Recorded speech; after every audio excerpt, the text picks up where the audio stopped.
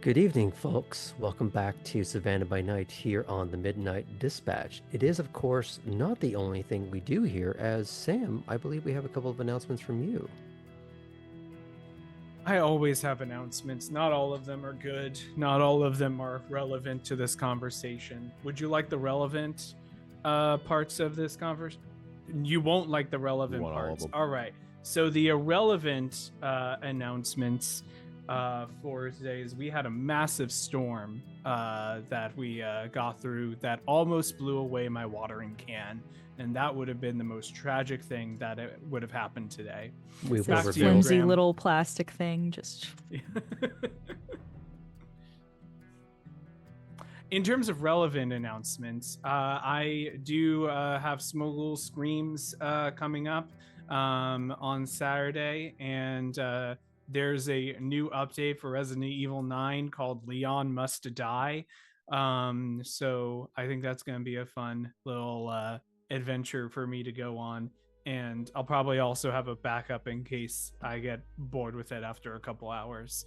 And then usually on Mondays, we have the Deadbeats, which is our space pirates who apparently will do their best, wait in line in a club, even if you tell them as the DM that it will take them 9 hours to get into the club. That is apparently not enough to sway this party away from waiting in line for said club. That was very much a challenge accepted moment that I was not ready for. But we will not have a stream next week because they'll still be waiting in line for the club now because we have the US holiday, and then but we'll be back the week after for more of that shenanigans.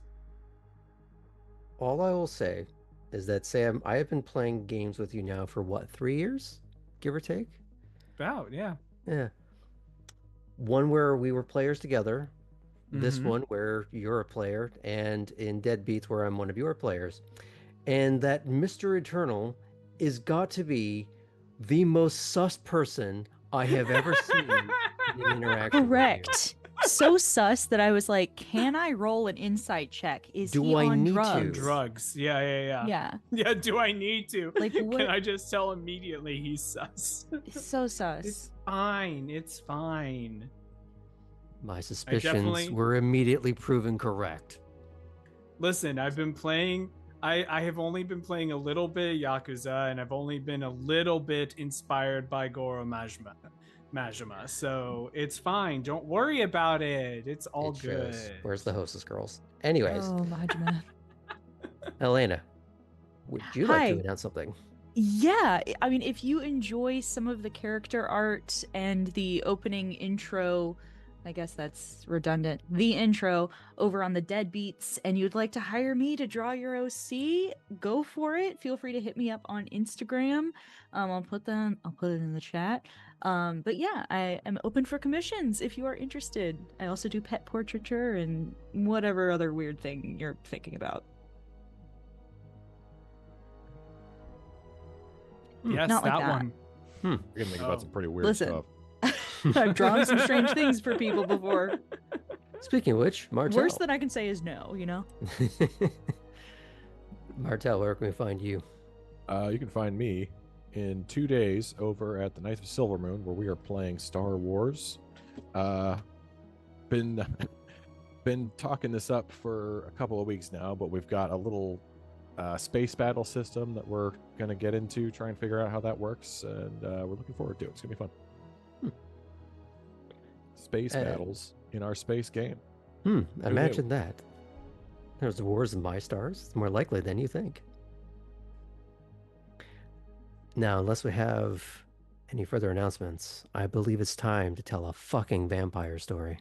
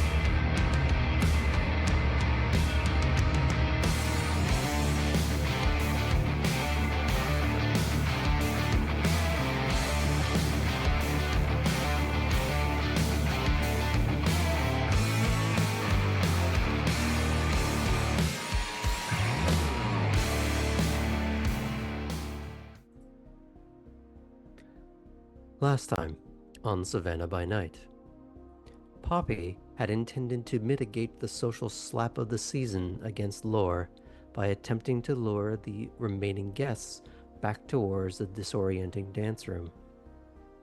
But nothing Poppy did or said could prevent the Toreador tempest that was Laure from storming off to find Clarice's study with palpable ill intent.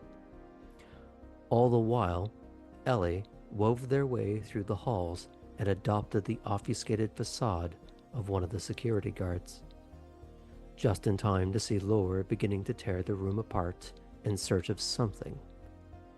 Ellie attempted to stall the incensed Primogen, only to be frozen in place by the fear instilled in them by Laure's dreaded gaze piercing through them. Ellie was not left to fend for themselves, as Poppy had rallied the other newbloods with her, taking up positions at both entrances to the study. The combined social weight of the newbloods failed to peacefully pressure the Primogen to abandon her path. Instead, Laure blurred across the room and pinned Poppy to the wall by her throat. Poppy, however, exercised her own supernaturally frightening stare, forcing Laure to release her and back away, only for the back of her skull to be greeted by Artem's fist, sending her face first into the stark white marble floor with a sudden burst of vibrant red, making the newbloods wonder for just a moment if they had in fact killed a Primogen.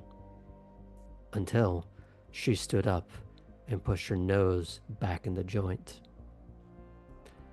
Cora pressed down on Laure with her own form of unnatural emotional weight, cooling that blaze down to a mere smolder, priming her for Chris to brandish her claws as an implicit threat, while telling her to simply accept that she's lost. Ellie, still in the guise of the security guard, took the opportunity to offer a graceful out and escorted Laure from both the room and subsequently the premises. And while there were still many questions left unanswered as to how they would have to proceed within kindred society from there and out, the newbloods may have finally, though inadvertently, formed a coterie in defense of Poppy, perhaps the only gift worth receiving.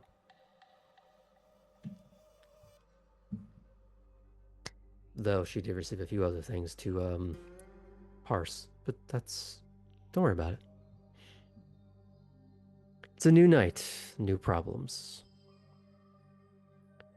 For your notes, the current date is Monday, August 26, 2024, the night directly after Poppy's party.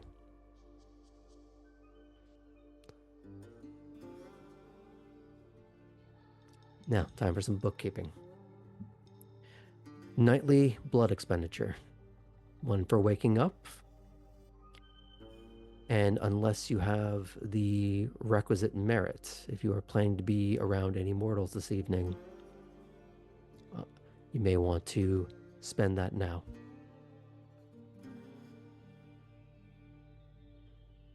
May I move ahead? Willpower. One is automatically regained. If any of you are in deficit and need to provide an argument, I will be hearing them now.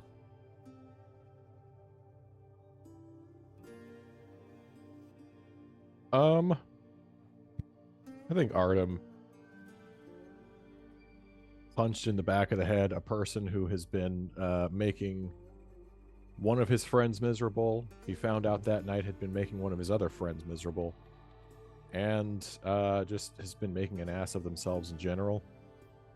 He's also got that like working man's disdain for the person who is like sitting up on their tower looking down at all of the activity, not joining in.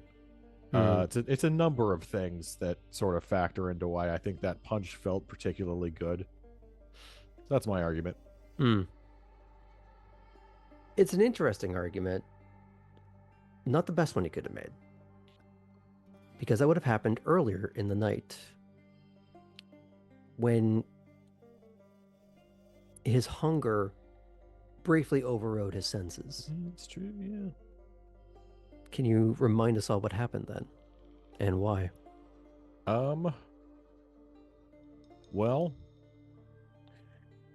yeah, he was about to drain he was about to drain someone completely, and he was able to sort of fight for control again and make sure he didn't do that. No permanent damage. Just a Amid little nap. all of his recent self-doubt about his own humanity, and in so worrying about it is how he went to protect it, and in a way reinforcing it. So for that, you'll get another one back. Okay. Punching Laure is just icing on the cake. It's good icing. It is good icing. Who else? I would like to argue that the tactical decision to not drop the face for the encounter with Laure, meaning that of all people Laure might have anger with, one member of the coterie has relatively free Plausible is deniability. relative plausible deniability in this sense, giving a little bit of lightened pressure from whatever retribution we can expect. Another angle to that as well is the last time you dealt with a apocalyptically cross Toreador did not end well for you. No. And I think that's where some of that dread gaze really came into play for a second. It was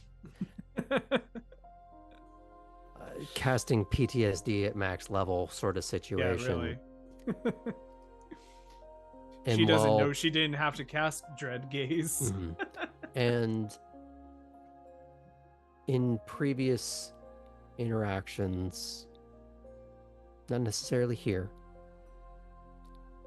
you're used to dealing with situations on your own. And usually a dotted line where your sire often would stand. Or used to. And yet, there was a team effort involved here, of which you were instrumental. Please add one back.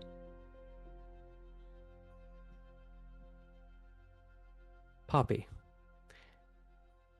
So, with the power of friendship, Poppy was able to kind of stand her own ground in her own domain while defending, I guess, more Clarice's domain, and showing that loyalty not only to her friends but also to the person who is housing her. And I think that show of strength and power was like something Poppy was born to do, if that makes a little bit of sense. Like I feel like that fulfilled, I don't know, some need of hers to prove that she has community, and that is going to be stronger than somebody who's on their own trying to be like the baddest bitch at the party, you know? And to put into context, the last time that you dealt with such a situation, you had no one. Yes.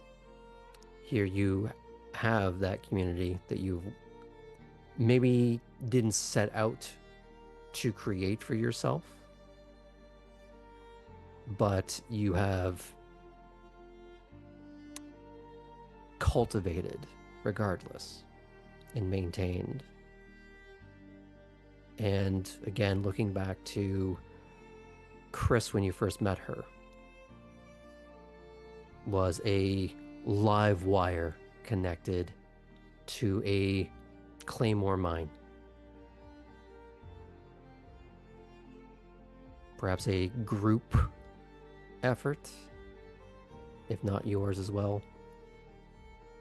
What she didn't make things worse when she could have so quickly done so.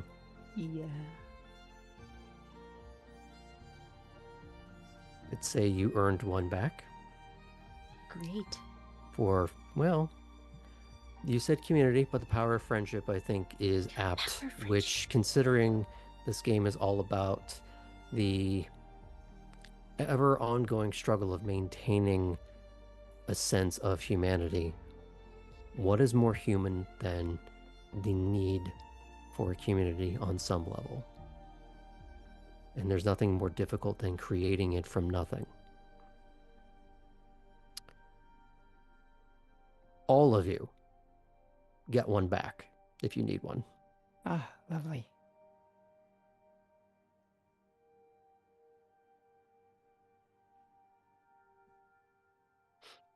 Oh my god, is this what it feels like to not be at all in deficit in willpower? Yeah, We'll see how long it lasts. I was prepared to make my argument, but I don't have to, which is wonderful. You still can, because I'd like to hear it. Sure, okay. Tell me about your self-growth. Yes, well, I would say along a similar track to Poppy, but different. So for Cora, a lot of things went right that night. She navigated social interactions at the party very well. Her outfit went over really well. The dancing, the talking to the DJ Raleigh, that was all fantastic, right? Then facing that threat and challenge as a group, also very good and very important. But I think the thing that really hits for her is having opened her haven and having all of these people that she's come to know sit with her in the aftermath and just sort of process together. I think for Cora, knowing that there is a group of people here that are coming to know her on a deeper level really strikes. She's so used to being a coworker or a pretty face or a facilitator, and that's it. You know, she's a person with a name tag, basically. But people aren't concerned about her inner world, you know.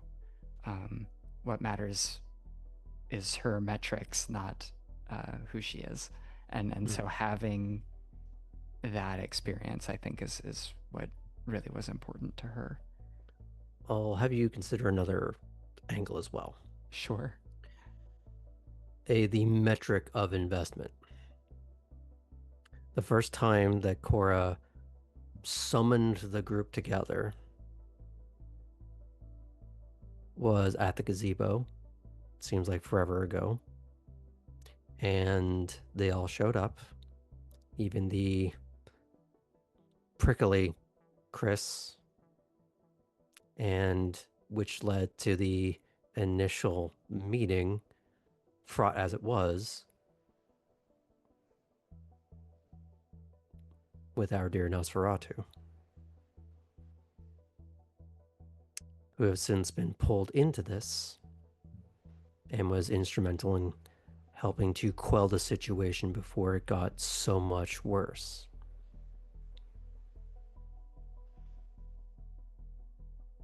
Nice to see something work out. Yes. I think perhaps somewhere in there I can see that for Cora, that she hasn't often thought of herself as a mover of people, despite being a driver and a chauffeur, which is kind of funny. But you know what I mean. And so having that somewhere in her head or in her core, an extra little leaf on that sprout of Cora as someone who can influence, is probably feels good for her, but she doesn't realize it just yet. Well, perhaps we'll dive into that. One final note of bookkeeping. 2 more experience points to add to your sheets.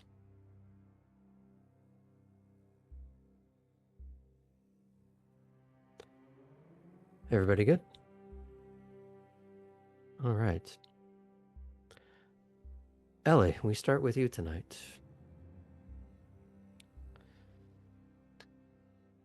For as well as you know,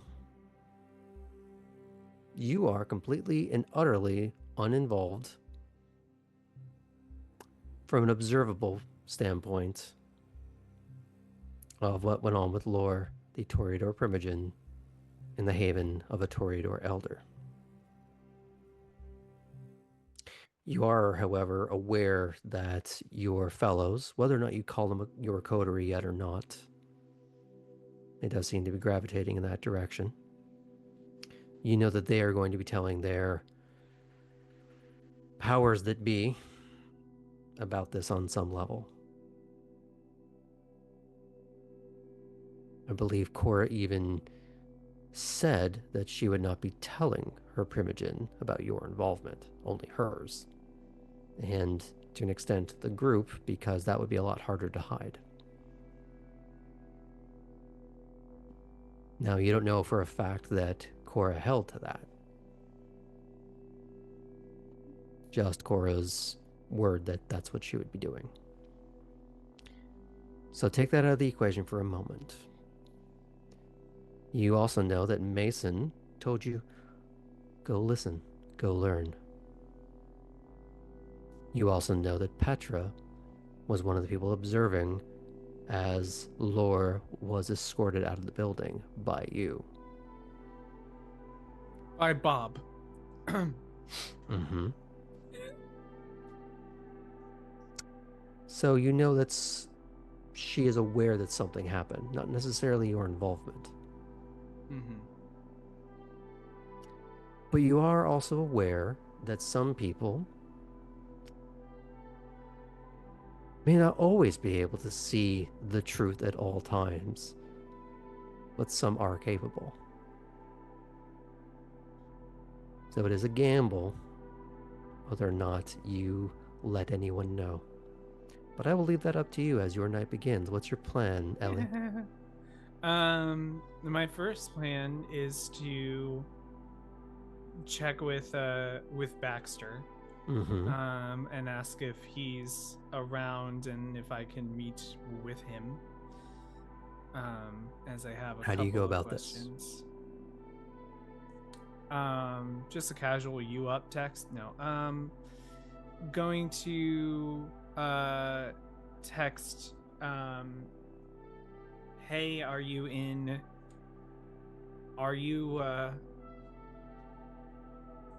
you around, or did you already head out to work? A couple minutes goes by. I'm home. What you want? Can I head over and chat with you in a little bit?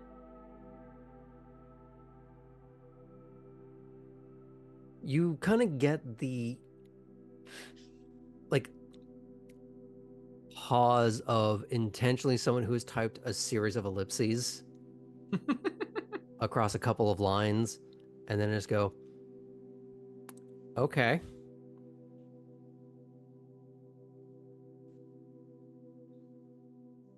I'll see you after I talk with the boss. That seems vague enough. All you get back is a gif of Audrey Plaza in Parks and Rec saying, time is money and money is pizza. Noted. Okay.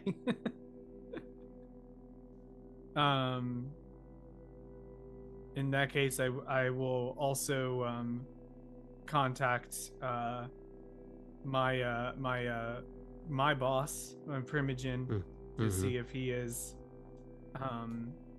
if it would be an intrusion for me to stop by.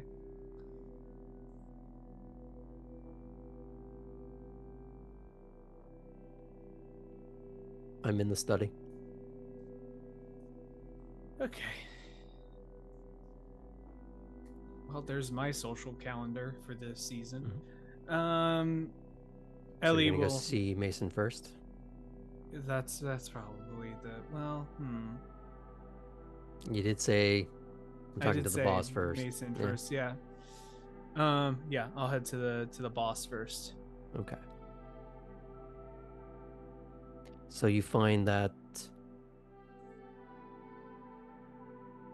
sort of submarine style door that you have to knock on. Knock, knock, knock. And you hear a bellowing, "Come in." So you're going to have to unwheel it yourself to wrench it open. Which, given that you have acquired a dot in potence, against your low strength, has made this slightly less arduous. Nice. Ellie It's still a bit of an adds a little effort. bit. It's just not as overwhelming as it was. Yeah.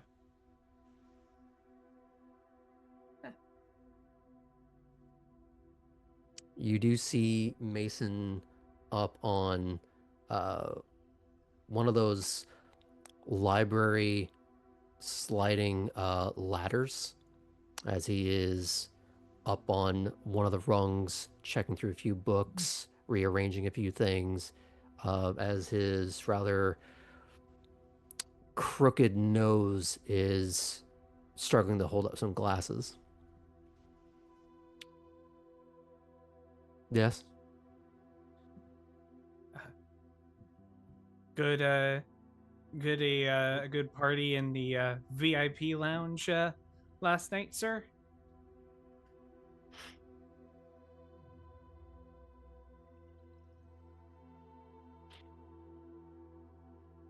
He folds a book under the crook of his armpit and then gracefully slides down the side of the ladder.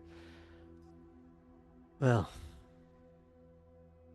some of the parlor games would be easier than others. Parlor games, huh? What did you think we were doing in there? I mean, more of a honestly, quite not sure, because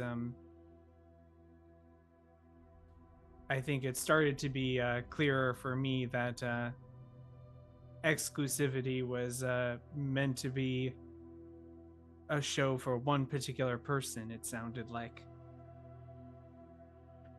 How do you mean? Well, And you see he's already like starting to sit down at his desk with an old leather covered book with no writing on its cover. well, one person with supposedly relatively equal status also was not welcomed into the parlor games. There were also those of lesser status that were in the room.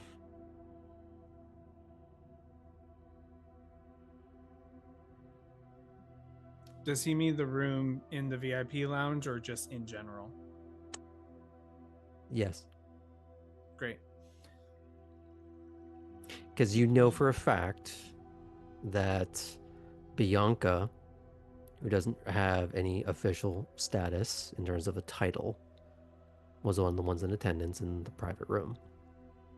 Yes, but each of them in some way represented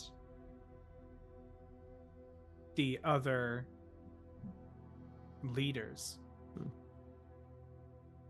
Or are you trying to say that in character or out of character? In character, I'm Okay, saying. I was informing you out of character to remind you. No, so sorry. Mm. That statement is in Mhm. response to him saying I there got it. were other people of lower status. Yeah. Mm-hmm. Hmm.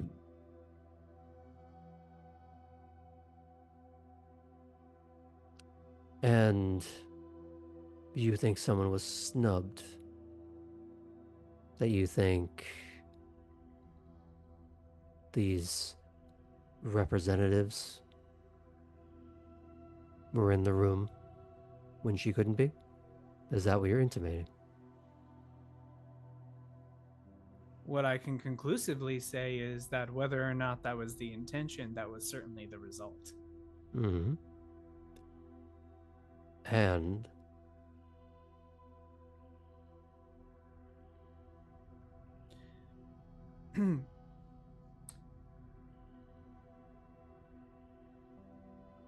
I'm aware, out of character, Hmm. at this point, that Clarice was a former Primogen, right? Or is that something that only Poppy is aware of? I feel like it's been filtered around a little bit. I think maybe you may have heard that in passing before meeting Poppy, I mean, I but also have a question that could lead us to this answer okay. nonetheless. Is there a reason why someone of the we're safe here. Someone of the Toreador clan would specifically leave out their own Primogen? Hmm. I imagine you would also feel snubbed if I held a whole little party and decided you needed to stay outside. At that, you do get some uncomfortably loud laughter from him. Uh, if you think I care whatever little party you're engaging in doesn't include me, you haven't been paying attention. I mean, I think you would be great at Mario Party, but that's just me.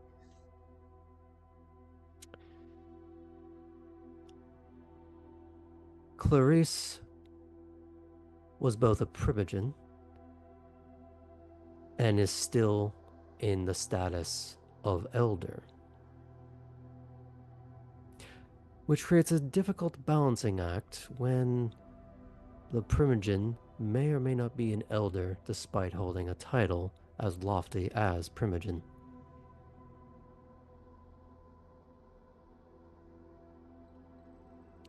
Down here, we don't care about such things. Up there, politics, games. And I don't just mean the ones played in the parlor.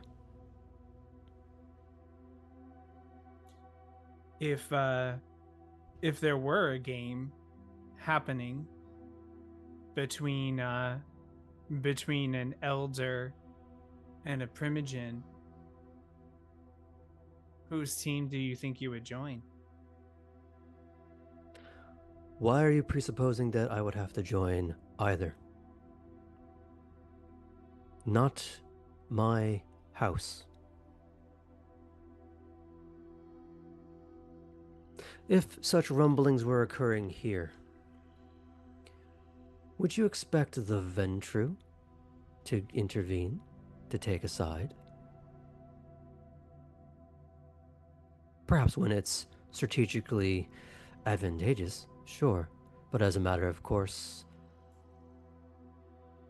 what would it matter to them what is going on in someone else's house?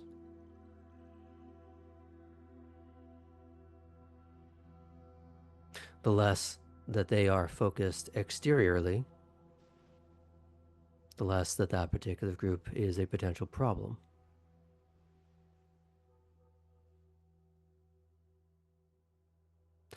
However, there can be advantages in selecting a side. The question is, have you picked one?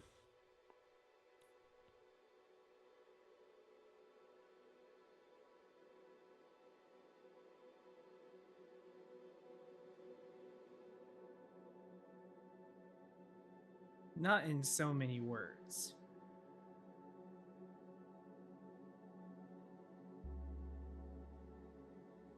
He does finally gesture you to the chair on the other side of the desk.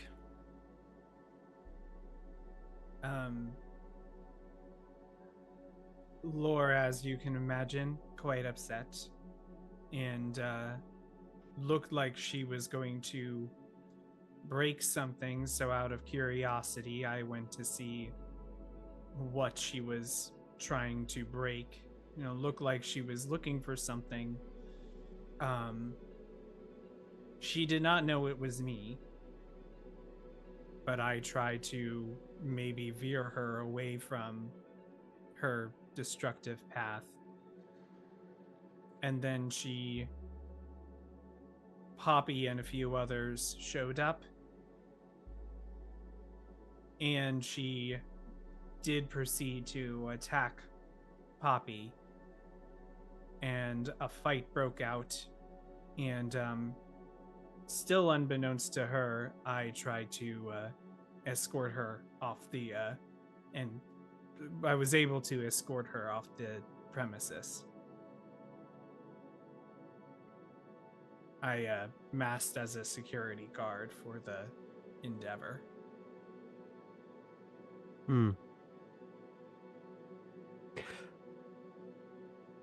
So while our last conversation was about you delivering a fatal blow, or being incapable of such a thing, there was discussion of you were still someone to be relied upon. Up to a point.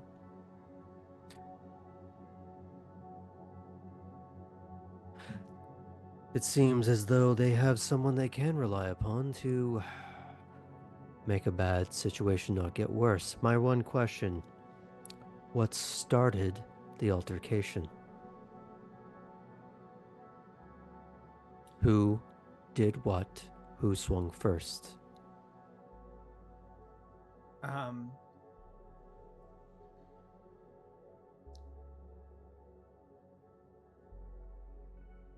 In the exact order, as far as I can remember, I spoke to her. She glared at me with, I'm assuming, a discipline of some sort, and the rest arrived. Everyone else attempted to talk her down, and then she grabbed Poppy first.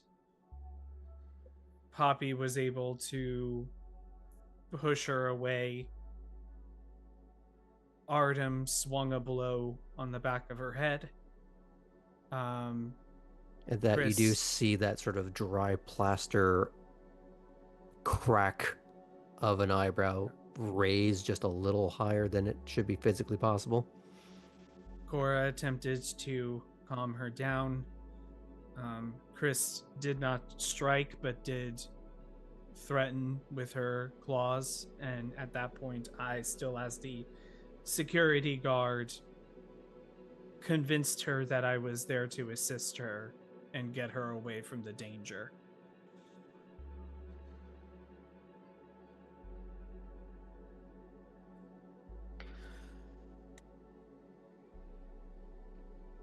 So, you did not strike her primogen. No. And as far as I'm aware, she does not know that I was involved in any of it. Who else does? Well, the others involved, Poppy, Artem, Cora, Chris. I don't remember specifically if Clarice is aware of my involvement specifically. Cora has already told her primogen, and she has informed me that she said a security guard assisted, but did not use my name. That's true. Okay, sorry. For Forgot what Yes. in which order that happened in. Yeah. And the Oh, gangrel. yes. I believe you dropped the mask when you came in to talk to us, and then Clarice came in after that. Right, but the thing I'm not aware of is whether Clarice therefore made the connection that I specifically was directly involved in it. Right. Fair It enough. could be that we were talking to Ellie post And Ellie was like, "You punched a incident. primogen?" Yeah. That I am just finding out about now and was never What? here the whole I time. can't believe you did that.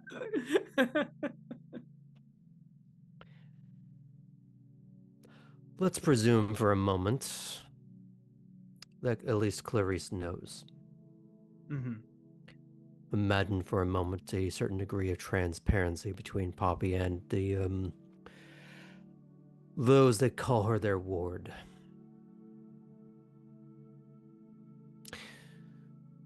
What about the gangrel? It seemed pretty clear his next step was going to be to tell Alden. Hmm. Well, there won't be much love lost there. Yes, I was there during their encounter. Not the first time they've had a row.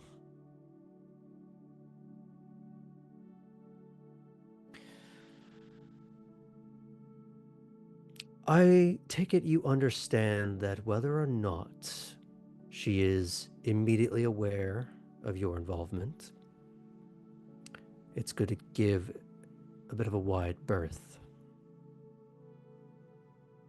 Try to put a bit of distance between yourselves and the other newbloods to a point. People do notice that you interact with them. They will also notice when you stop. Raises other questions. It's easy to start making both rational and abductive assumptions. Right. Be careful, be mindful. Tell me of any updates.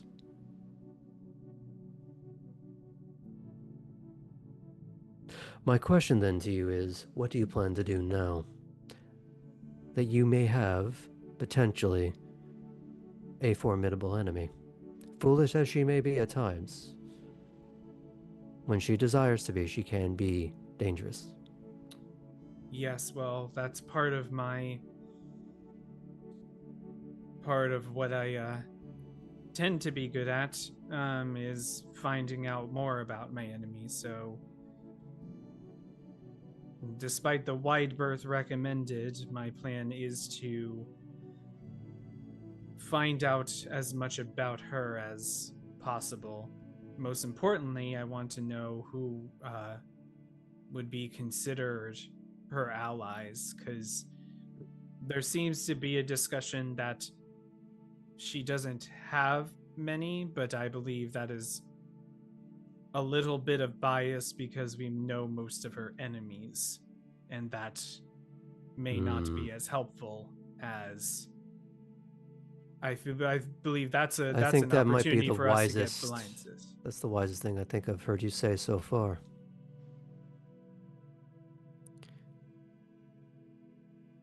I will do you this. Try and find out what you can on your own. We will review. I will point out the flaws and perhaps give you a few extra things that you missed to a point. While I cannot have one of mine being easily swatted down by the head of another clan, I need you to earn knowledge,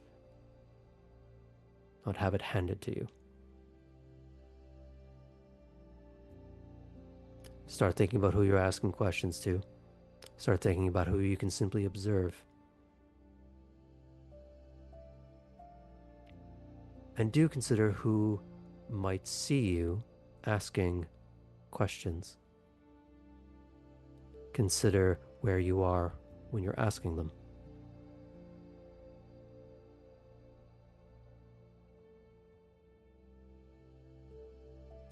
She holds domain of what used to be the riverfront factory district.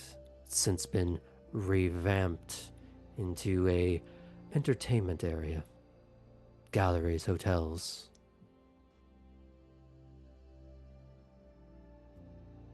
Concert venues, the like.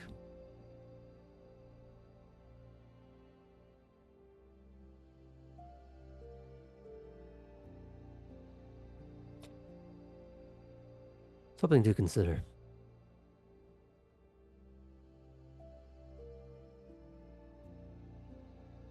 That's good information to have.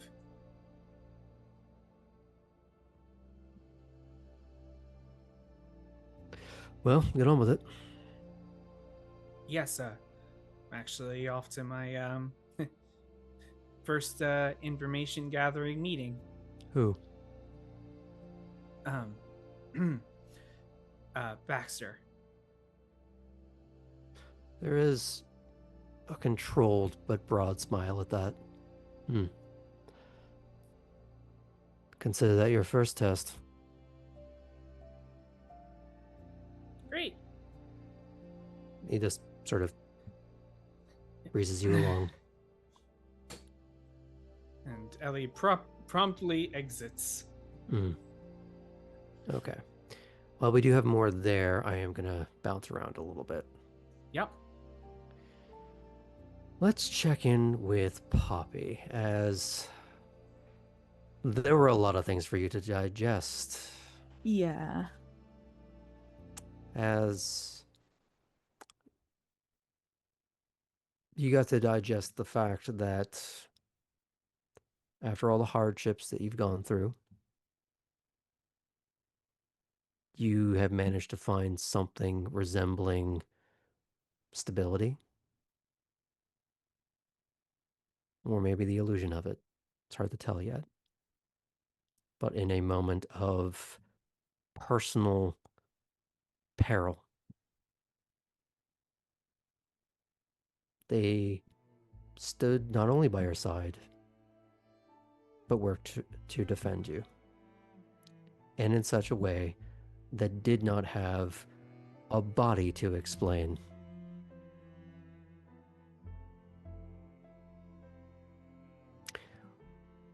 But the other gift you opened at the end of the night was signed Roy G. Biv.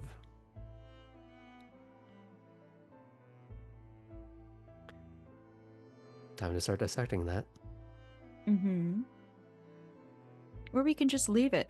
We bury it in our psyche and our self-conscious, and then it comes out later, a couple years, months, weeks, days later, in a full-on breakdown. The night before, Poppy had placed the box and its remnants in the back of her wardrobe, behind some shoes and boots, just so that she wouldn't see it. But I think that's the first thing she thinks about when she wakes up. And it's like she wakes up feeling as if she's being watched and judged and molded, like she was a piece of a little flower paper mache doll that somebody is putting glue on and making. And I think she, in an attempt to appear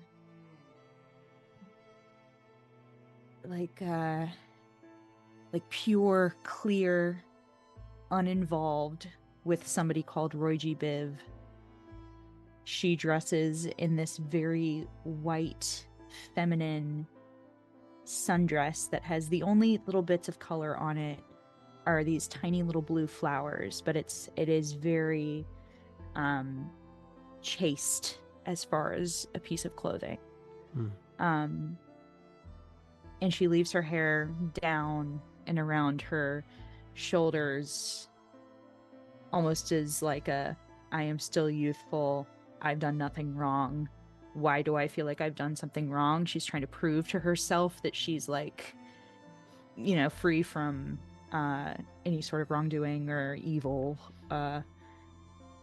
And it takes her a while for her to get kind of all put together. And she sends a text to Cora when she's kind of felt her way into this persona she's stepped into. And the text says, was thinking about meeting up with Lash at the big house. Did you want to join? ? We make good students together! ! You can respond to that if you'd like. Okay, perfect. You can wibbly wobbly this. Sure. Cora is going to see the notification on her car's on the phone mount in her car, and then use speech to text and say,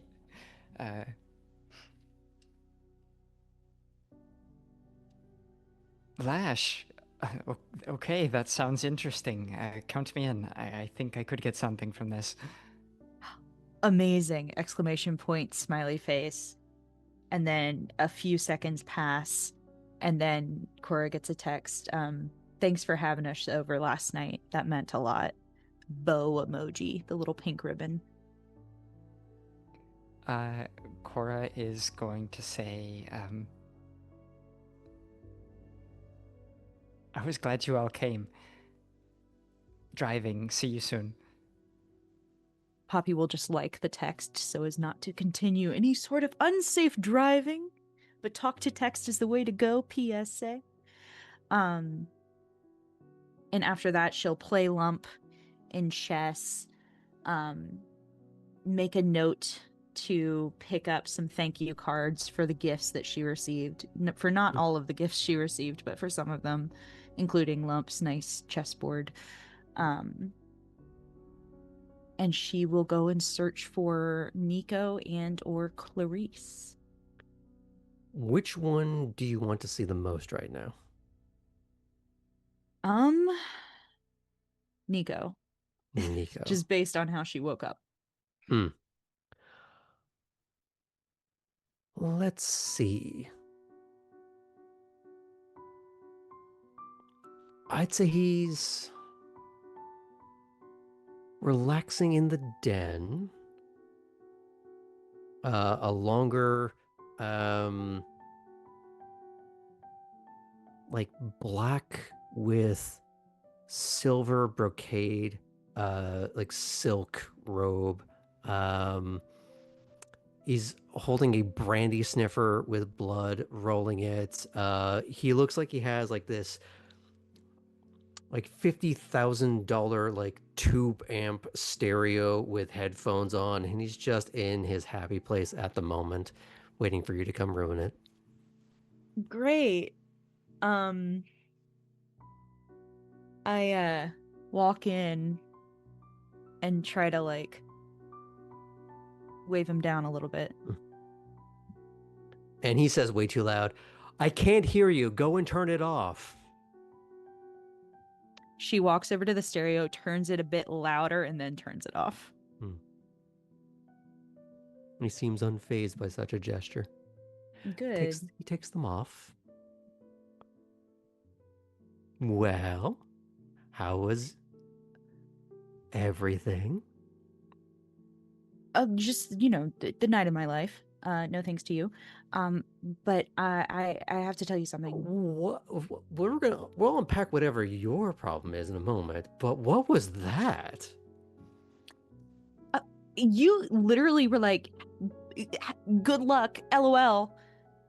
Right before I went and dealt with like one of the scariest ladies I've ever seen in my life.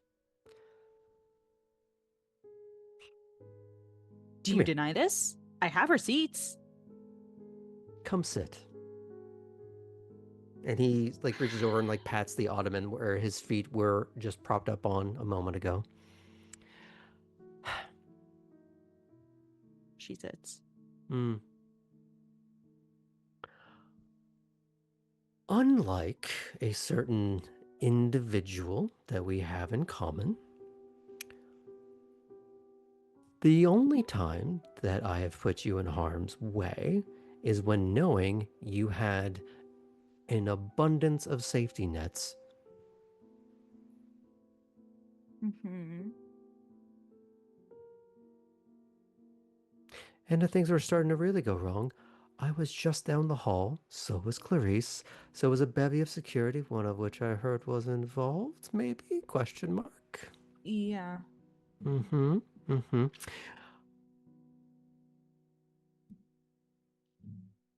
Security go any and what's the word? She got cold cocked by Artem, Artem. who Love that you guy. He's glitter fun. bombed, Yes. which I did All right. appreciate. I wasn't entirely sober at the time, but that was fun. Um hmm. While yes, you were part in harm's way because you could deal with it. And even Yes. she is not so stupid as to finish the job in someone else's territory. She might be primogen, but breaking the sixth tradition on someone else's grounds is, well, bad things would happen to her in the aftermath. But yeah, what is the Clarice mentioned that I defended her domain. What does that entail? Is that just fancy words for, kept a home wrecker from wrecking the home, or Nico just starts laughing at that. It's kind of close. The tradition of domain is no one can come into, well, in most cases, your haven, your house, or the area that is surrounding your house that you have sufficiently claimed domain to. This is my turf. You might be able to cross through my turf. Don't fuck around on my turf. Certainly never in my turf.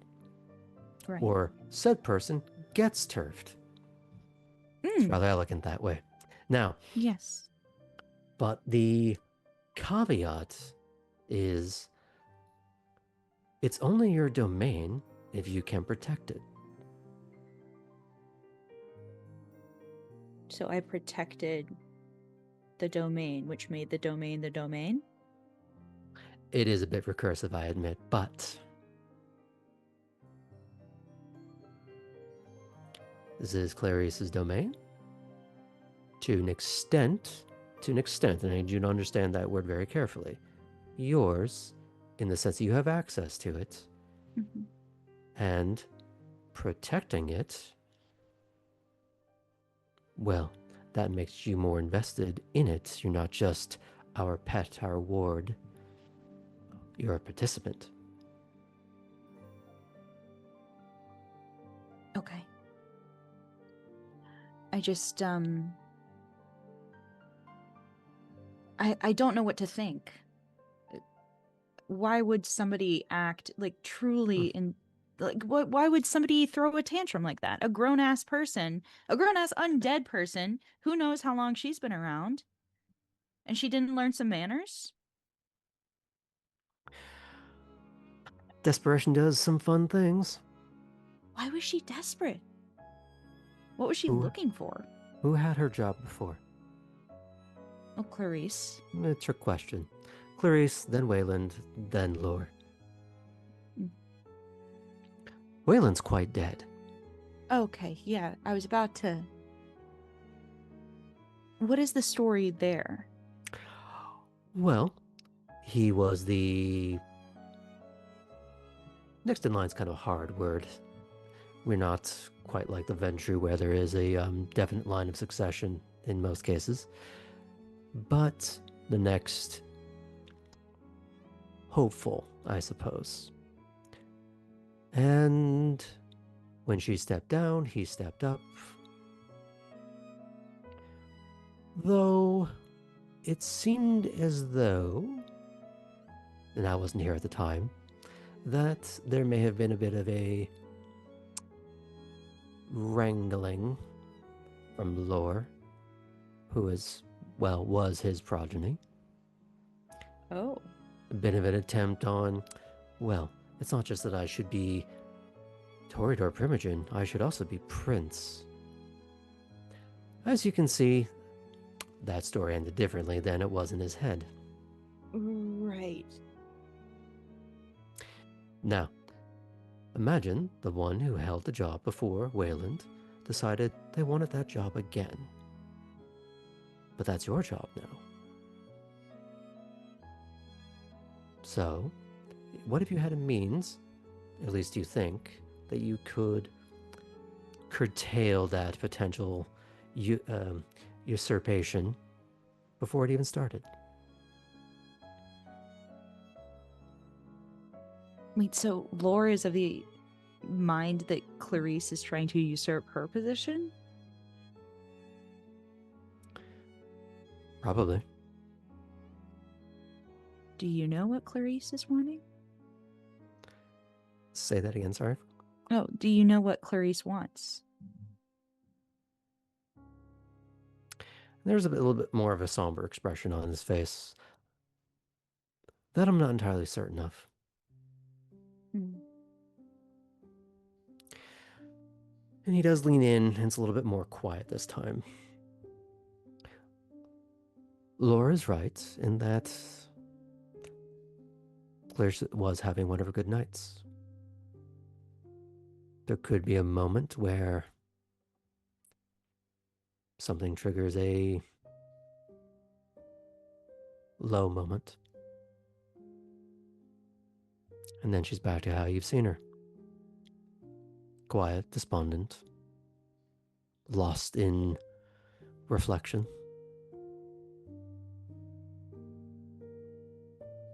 That is a real concern. However,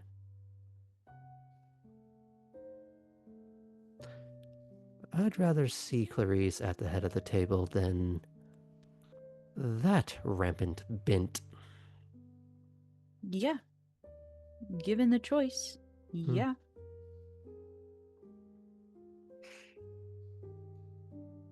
And she was looking for some sort of evidence, I guess? You should go talk to Clarice about that. Sure. Yeah, I was going to. Just...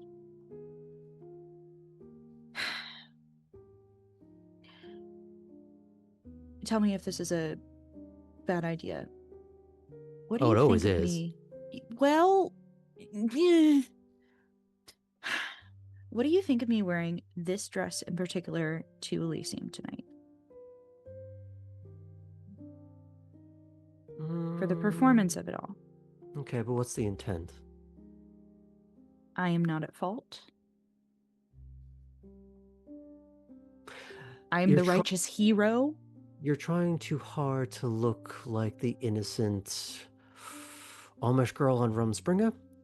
Okay. What you should It's kind do... of cottagecore though, right? Yeah, which means you're nervous. Very. I don't know what people are going to say or think. Like, it was my party, you know. I mean, you know, you were there.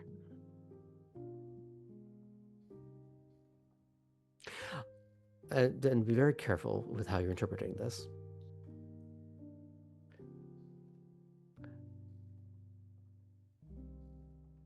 What were you wearing the first time I met you? Very little, if I remember correctly. Mostly jewels. I'm not saying that's what you should be wearing. power dress. Look confident no matter what it is you're wearing. What you're wearing right now, you're hiding. Don't. Okay.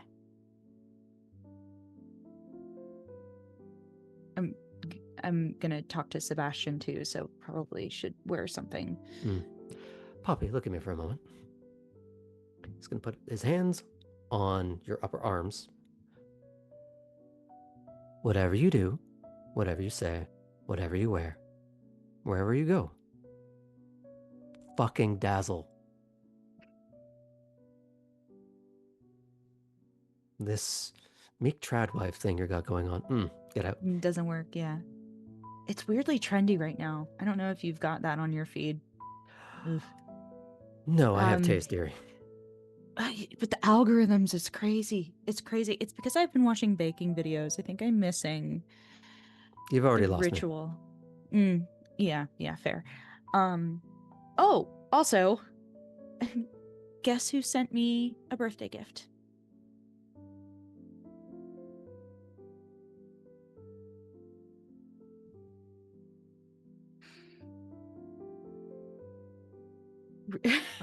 He's just the other person we have in common historically. Yes, I was just waiting to see how long it would take for you to call me on that. Package arrived 2 nights ago at the shop. Really? I waffled whether or not to give it to you, but I decided not giving it to you would be infantilizing, so... You would recognize the jewel set.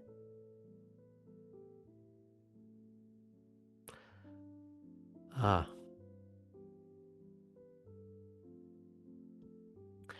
Well, there's a few things you could do with that. Wearing it, cutting them down into different pieces, remaking them into something else. If I wear it like it is, it's like putting a dog collar on. Not in a fun way. Didn't I see you wear a dog collar last week, the week before? That was an outfit. That was like a thing. Not from a total ass wipe of a person. Well, now I hate to waste good stones. No, yeah. But, and follow me on this. We have hammers in the garage. We do. Wait, I'm getting a really cool idea for a mural. Wait, a mosaic. Like it, yeah, that might be fun. He's going to just sort of like pop it on the head for a moment and just go like, go destroy something beautiful so you make something better afterwards. Yes. Oh, but question. Sorry, Nico. I keep trying to end the conversation. I know you do. I'm so sorry. I just are you in contact with him? No, but many in our circles know where my shop is. Right. Do you know like anybody that like does he have a friend here other than an acquaintance and you, I guess? Frenemy, whatever y'all are. Enemy mostly, I hope. He has no friends.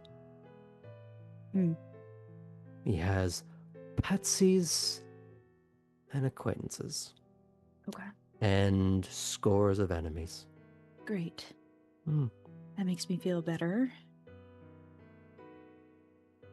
Unfortunately, he does have a few people that owe him favors, but then again, we all do. Yeah. Okay. You can go back to listening to your music now.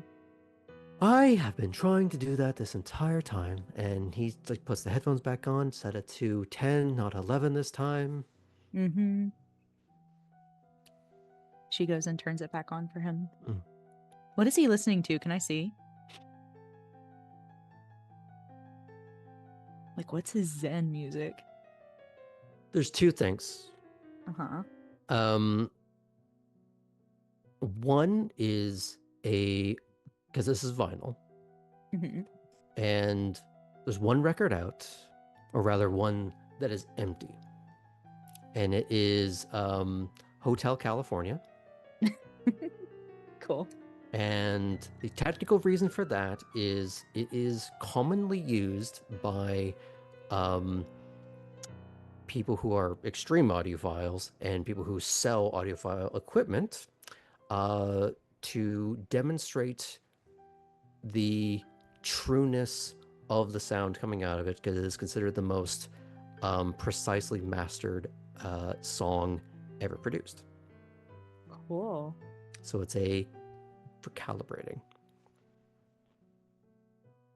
And considering you know his love of clarity, might explain a few things.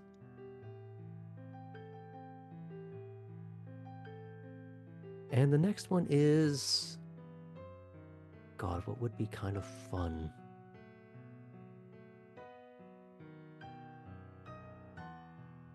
Oh, unisexy. Amazing.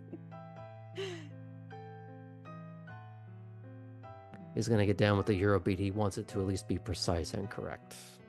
Mm-hmm. Now, it's okay if I fade out from there with the intent Yes. to talk to Clarice afterwards? Okay.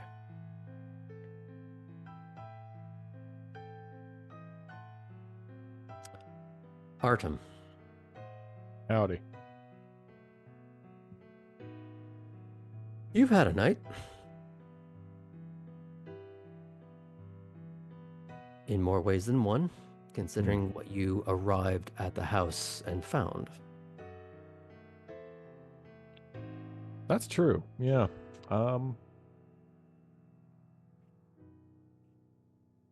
We took care of that, right? I staked him and left him out in this. Oh no, we burned him. That's right. We used that. You put him in yeah. the bonfire pit that you've been using to burn detritus from the house. So it might behoove you to go and check on whether or not that still occurred. Yeah, definitely we'll do that.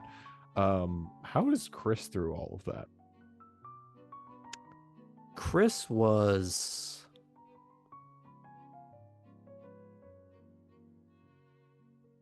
There was a brief moment of pause and numbness where it was kind of just a lot of staring at first. But then it kind of became a case of she eventually helped you move the body. Mm-hmm.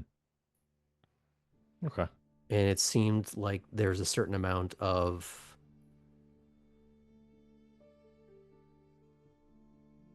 when it came time to put the body in the burn pit, there was a moment where she looked like she was going to take out the claws and just do it herself, just to remove all doubt.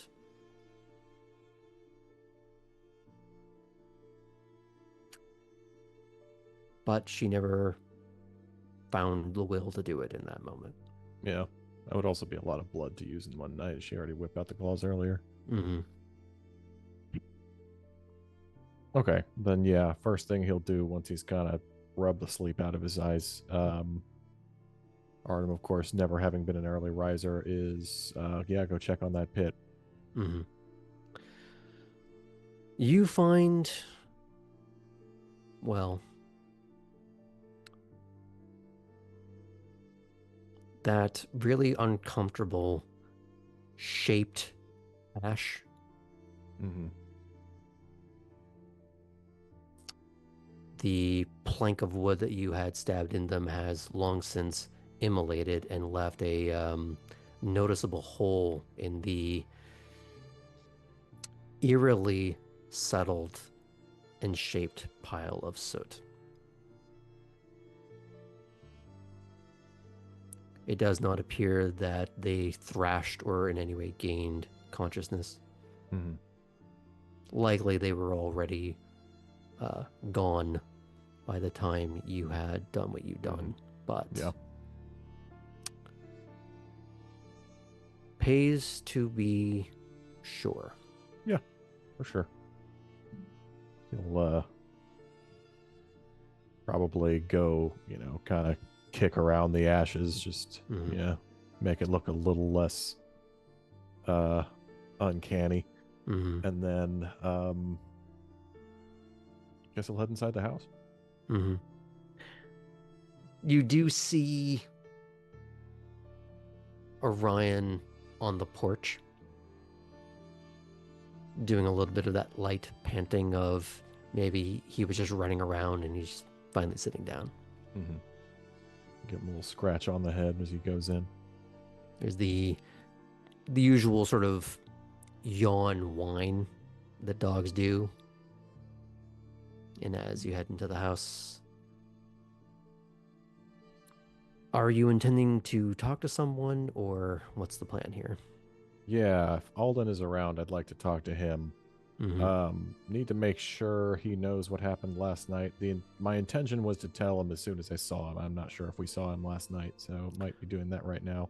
I would say not. Okay.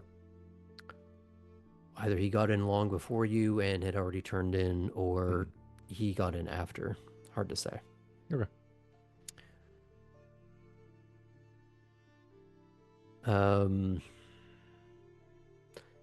I'd say he's coming down the stairs, and you notice he's not dressed as he would be for court. Mm-hmm. There's more of a sort of woolen pants, the kind that you've seen him wear when it's just a little bit more intended to go out into a rustic environment. Mm-hmm. Rolled up sleeves that show that the fur goes all the way up. Mm-hmm.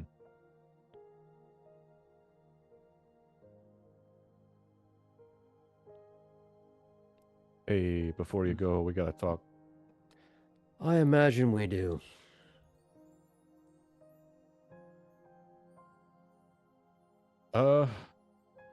So last night, there was a I don't know, the Toreador Primogen woman, she got snubbed and she got all angry about it, so she went to Clarice's study to tear the place apart. Poppy went to tell her to leave. Chris and I were there to back her up, along with Cora, and she didn't leave. She grabbed Poppy by the throat and threw her into the wall. And we kicked her ass out.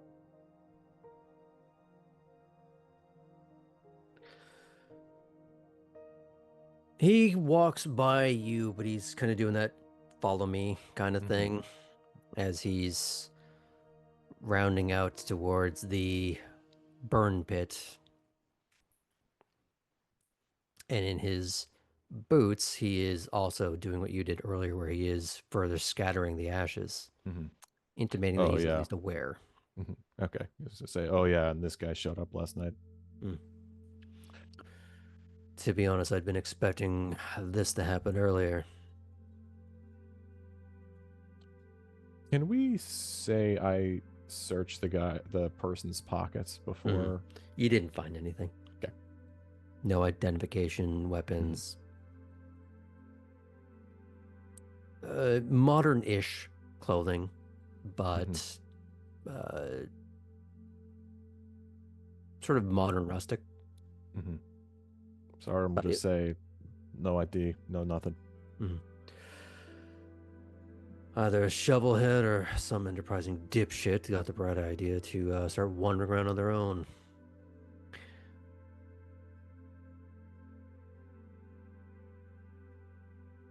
In any case, back to the other problem.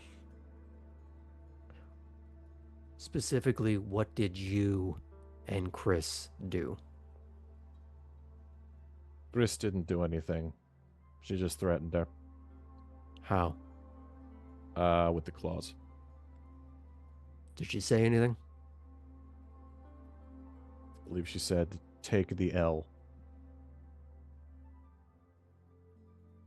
And then you? Well, before that, so she had Poppy against the wall. Poppy did something, made her back off. I hit her in the back of the head.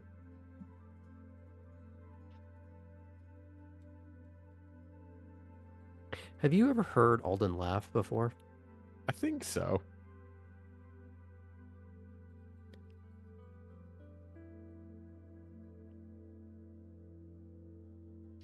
So if I understand this correctly,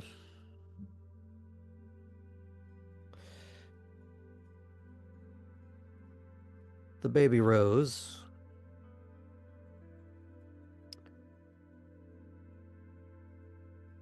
used a discipline to make her back off. When she did so, you sucker punched her. Yes. Mm.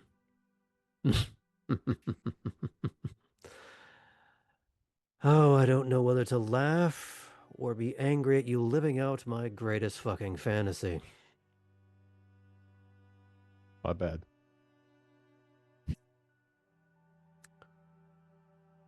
Then what happened?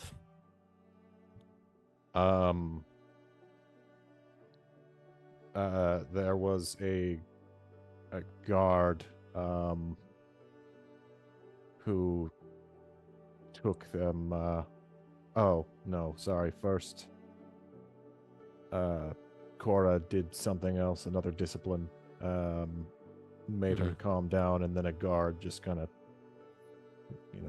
get down, Mrs. President, took her out of the room. So, multiple uses of discipline. Psychic onslaught, physical onslaught. Escorted out the house. Do I have that more or less correct? Yes.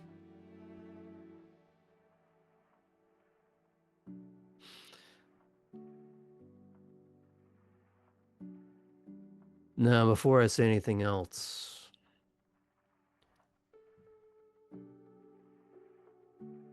are you aware of the potential repercussions of this? Yeah.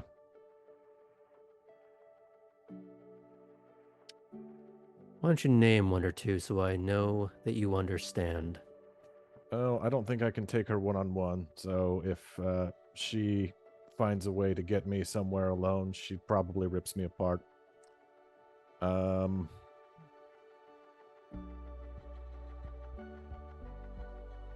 Certainly,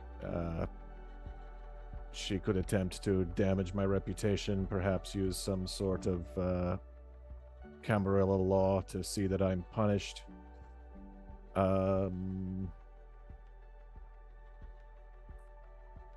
She can certainly try, but I'd love to see her sustain it.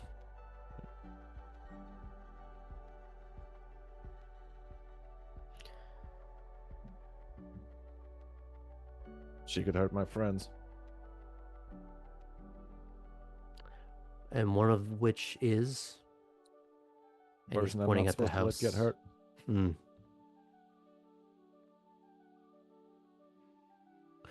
Therein lies the rub.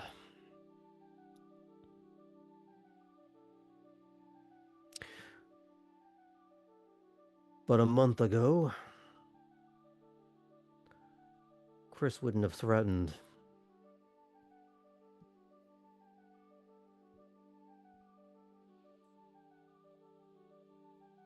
Yeah, she's got more of a handle on it now. And you know who else knows that now? Laure? She's tried to make problems for Chris before, saying that she was wild and unruly and a liability.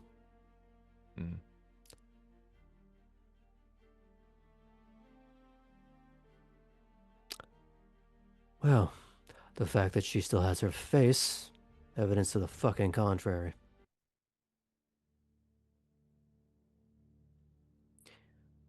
You do understand that you have an enemy. By extent, Chris and I have an enemy. Granted, that was true the week before as it was. She might just be a little more focused about it. Now, my question is, why did she do any of the things that she did? Or why do you think? Uh,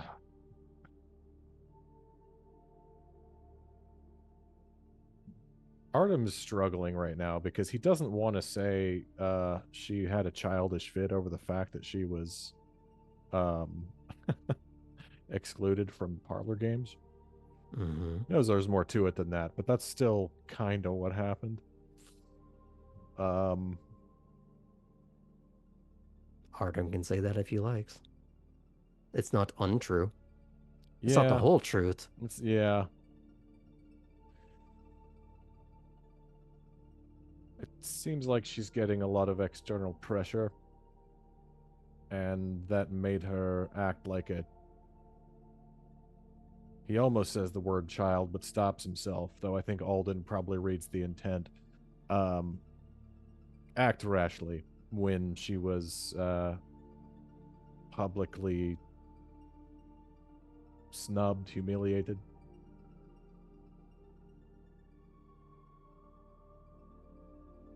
Oh, I didn't say this part. Clarice said everyone of status should go in a room, and she was told not to. It was very dramatic. Tessa told me as such.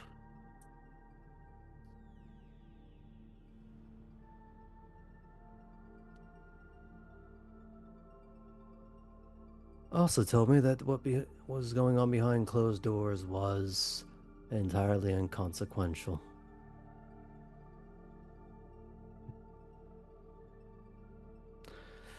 But more than enough to press a few buttons.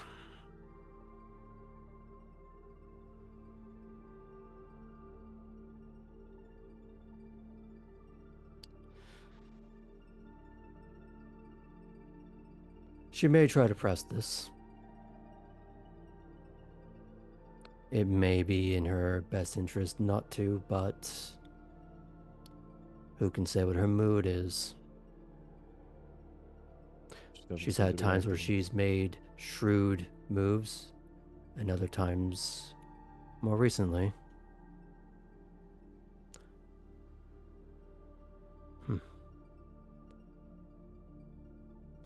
Watch your back. Watch Chris's. Nothing you did was against tradition, but will still fuel grudges. I was gonna say this seems like a cornered dog scenario. Mm. She might just lash out, even if it's not prudent. Try not to be in reach. Yeah. Or if you are, hit back hard, fast. Final. Okay. Don't go start anything.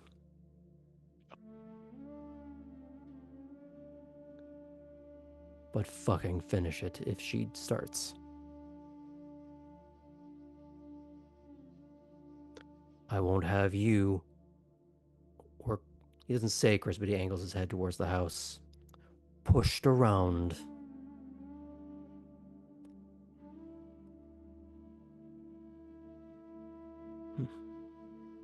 There was a time when the Toreador was something to be respected, and on occasion feared.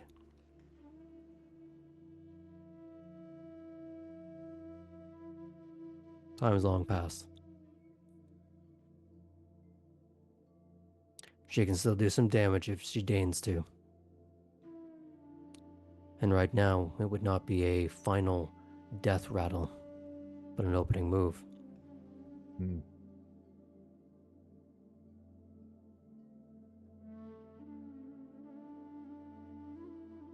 I don't know, bad.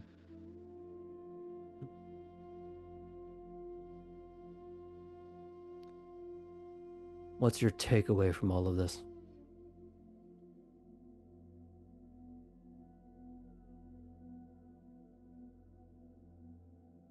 It's very easy to get involved in politics, even when you really, really don't want to. Hmm.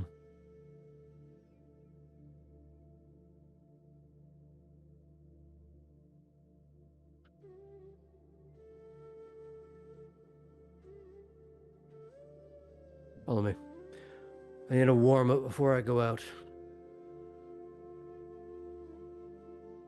And you just hear these meaty hands crack.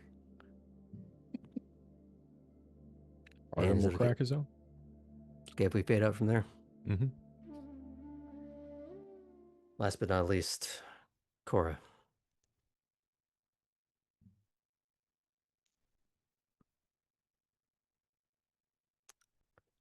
Ah, there it is. We'll get to the wibbly wobbly text a little bit later. Of course. Whether in Savannah or Germany, it's been some time since you've ever really had to buy furniture, especially with the notion of future company in mind. You've also been getting a steady pittance paid your way. It may be a good time to start correcting that interior design deficit. The question is, do you start on that? In what way? And what other errands do you feel compelled to run right now? Presume for the moment that you have nothing from Grace or Matilda, until told Perfect. otherwise. I think as Cora wakes up in her closet bedroom, as always, she will, being as the day is free,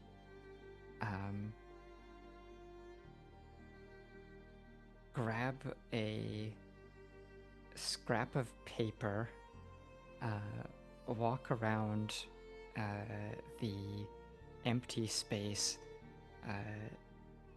not yet ready for the day, and eventually come to the kitchen counter and just start writing the basics. So, table, set of chairs, calendar, things like that, to get it all set. And then she's going to open her phone and look at her banking app and see how much money she has currently available, and then start marking with little arrows next to each of the items whether she thinks she's going to go for something low end or try to spring for something a little nicer, as she goes down that list. When she gets to couch, she puts sort of like a medium up arrow. She would like a nice place to sit. I think the tables and chairs for now is probably pretty low.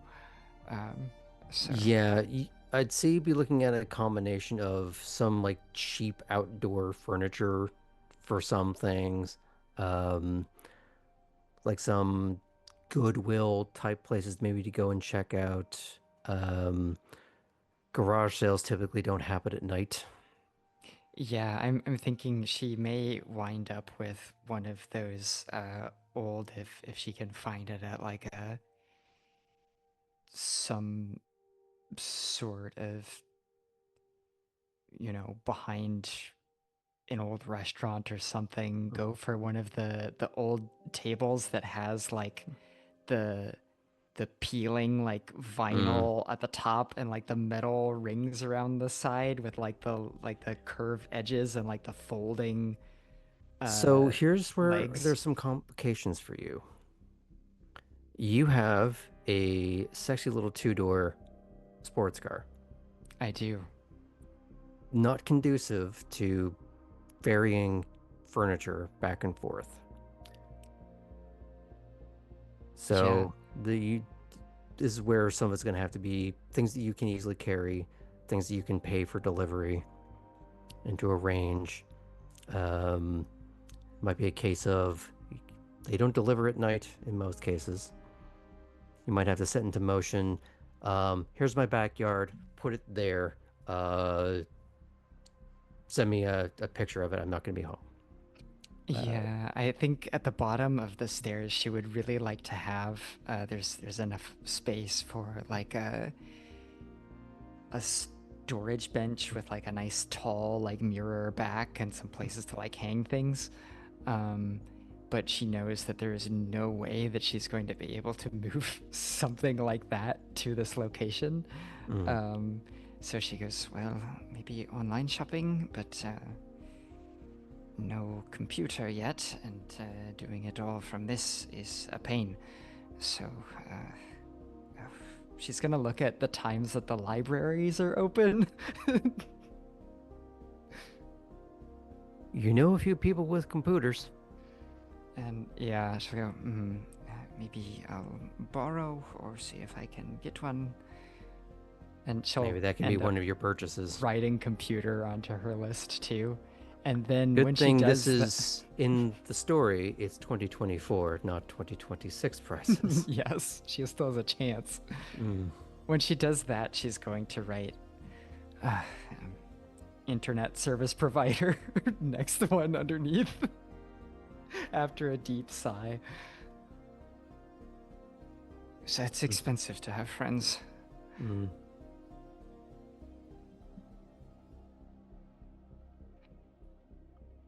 So Well, she'll proceed with that for a little while, move into the other empty room in the space and the bathroom as well, and write some more notes. so as much as she's been getting paid for the last several weeks, that goes away very, very quickly. So it is going to have to be a case of prioritizing a few choice items. Doing the math, yeah. Get a few bigger items that matter, and then go from there. I will say, you are currently in a college town where campus is broken up into all kinds of little satellite spaces all across the county. Some of which have dorms and office space and classrooms, all that kind of stuff. It's at the end of August, which is usually when people are swapping things out, moving. You're going to find a, $2,000 Herman Miller chair out by the dumpster, of all things. At least that you could fit in your car if you do a little bit of careful origami. If you don't mind sort of like maybe like putting your chest up against the steering wheel, which might have some uncomfortable implications for Cora, but you could snag a few things like that, but it may not happen just right this minute. What we could do for shits and grins to take advantage of that is we could make that a roll. I would love to see Cora's fortune when it comes to high-end furnishings being thrown out by college students with trust funds. Well, college students or the college itself, as they're swapping things out, it gets kind of weird. Sometimes it's a case of they're from out of town. They have to prioritize what things they're putting in their car, and the chair gets left there. Or other things like that. It's one of those things. And that could be Cora's transition into driving for the night. Is she's actually just like cruising around neighborhoods, seeing who's left stuff out. Well, I will say this would go with perception and streetwise. Okay. Cora, as you may not be surprised to learn, is not streetwise. So we're gonna put this up to a 7. I recommend not using willpower for this. Right. Multiple successes will matter. Could I... You could use willpower if you want, but it's not... There's potentially other things that could be happening tonight, just saying. Could I make an argument for alertness? No. How about awareness? She's felt a pull to a specific neighborhood thanks to the Malkavian network. It's cute, but no. All right. Maybe another night for a different reason. Okay, simple perception it is. Perception and streetwise. So Well, that's no going to be out of streetwise, 7. so-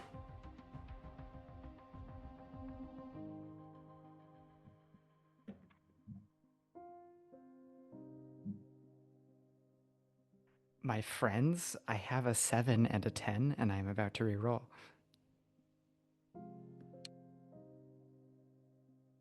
Which was another 10, and I know they don't like infinite 10 stack, but that's all 3 of my dice are successes now. So,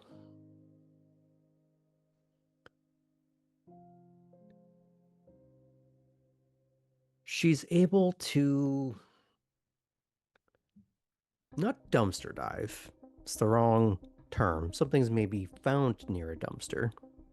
She will be But- wearing her mechanics coveralls, by the way, for this excursion, with a towel over the passenger seat of the Z. Now, my question for you is, this is where it gets a little potentially jerk-ass if you decide to go that direction. There are donation boxes near churches and certain stores that if you decided to, you might be able to make bank on that. Are you gonna make me roll against Cora's humanity for stealing Only- from the church Only if you decide to to try get a Herman that. Miller chair? There, you wouldn't find it in the donation box of that. But if you decided to go a route, I would not dissuade you, but that would be the price you would pay for it. You are able to find some chairs of some not terrible quality. Some of which are stackable. Some of them are just like shitty, like lawn folding chairs. They're the kind that you might take camping. You do find, as we talked about, a Herman Millen chair. So you could take that along with you. It's going to take a lot of effort to get it into the car. You might even have to take some pieces off of it, but they are made to come apart. And you are the kind of person who keeps such tools on you. I do. So there's that. Cora Other actually things- does have technology as one of her skills. Not particularly relevant there. But is there something in particular with 3 successes that you are looking for? Either from a shopping perspective or a foraging perspective. Indeed. Let's see. Let's not waste this. What wonderful item could You get I 1. achieve tonight that I can fit in the Z car and is going to be a good item for the house? I'll give you a suggestion, Yes, please. because this is one of those things where it would not necessarily fit in the car, but it wouldn't damage the car to put it on the roof. I'd say with 3 successes, you could find a mattress that is not, I repeat, not horrifically soiled. Wonderful. That does not look like it was part of a crime scene or any other unfortunateness. Can it be a purple mattress? Because those things are super heavy, but she's a vampire, so it'd be really cool in like Yeah, a what's your weird comical strength? way seeing her like What's your actually strength? be able to move one of these things. What's just your one. strength? Just one. Just one. Mhm. So long-winded. No. You'd have to spend some blood to even try. I think I'm willing for Cora to have a nice mattress.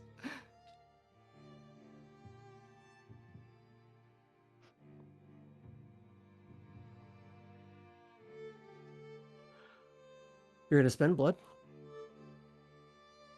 Do so now. Okay, here we go. You're going to be rolling your strength.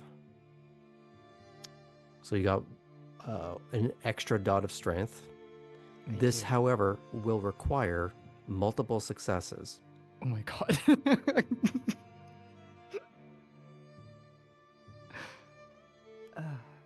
Because while you could bungee cord this to the car, like I'm sure you have some, but the effort is getting this onto the car. It is. I wouldn't have been doing this if you just went with mattress, but now you went specifics. Now you got to pay the price for being bougie like that. Yes. It's gonna be. It's so not Cora's birthday. if she gets this onto the car, Mhm. once it's in the house, she is waiting for a particular well-muscled friend to actually bring it up the stairs because there's no way in hell that she's doing that on her own. Okay. So I'm going to leave it at a 6. Okay. With my 2 dice. Mhm. Now you have options here. You could spend willpower here. God, do I? I did say you would need multiple successes, so this is where you're going yeah, to. I guess so. Let's ensure my place. In our serious game about vampires, we're foraging for fucking mattresses. That's what we're doing tonight, folks. Listen, this was your idea. To not have you living like that goofy meme where it's like, you live like this? She is gonna have to get a bed frame. I think that's gonna escalate up her like Your priority history of list that is now, bad. because, okay, chat. I have some things to say about that. If you want to know the lore on Iskra's bed frame journey, join us sometime in the Discord. I'll tell you all about it. Anyway, back to Roll Cora. your dice. Okay. Well, you know what? We have 2 successes in this initial burst. Mm-hmm. 2 successes. Mm-hmm.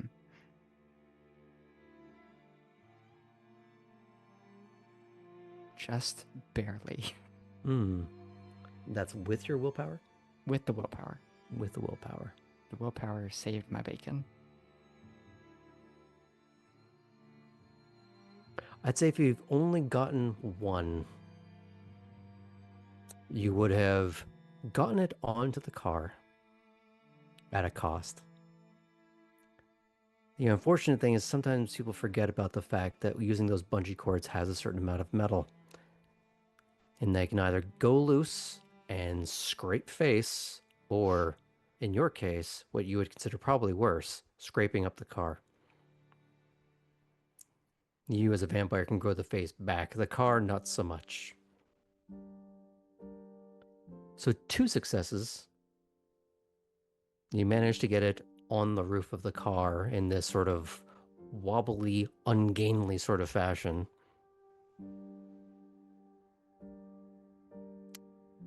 And I would say, as you're taking this home, is when you would be answering the text from Poppy. So now I get to imagine like the top quarter of the windshield is obscured by sagging mattress. But in a way She's that like- is inconsistent as it sort of wobbles from the air. And her window is rolled down and she's driving with one hand, with a hand on the mattress. Okay. And I think on that Jed Clampian image is when we're going to be taking our break. See you in a few minutes, folks.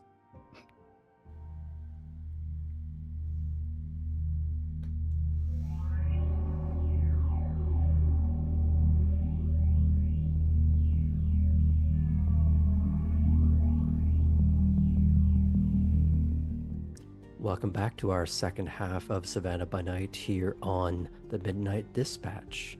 Our, well, not quite so new bloods are starting to get their acts together to the point of, well, furnishing what is quickly becoming more permanent arrangements. However, some are a little bit more dug into where they are as they begin to dig in to the situations that they put themselves in. Great. Hi, Allie. Who were you Hi. going to talk to next?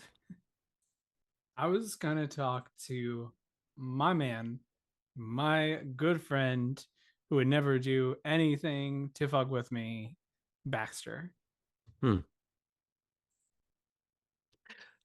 Well, I'm to dash some hopes. So, Yeah. Wait, yes and. Mhm. I believe in two things, Sam. Yes and no but. But also yes but. I can tell you I very much do have a butt. So that is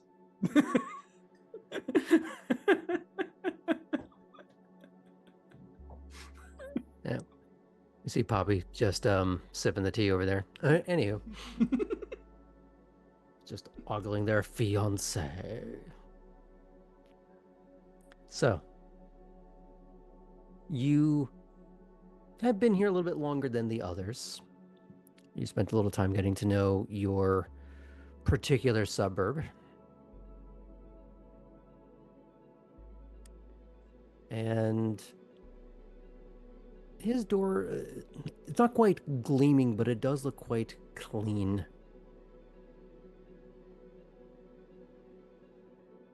So do you knock on it, or do you just sort of hope that he'll allow you to quantum tunnel through the metal? I'll knock on it, I guess.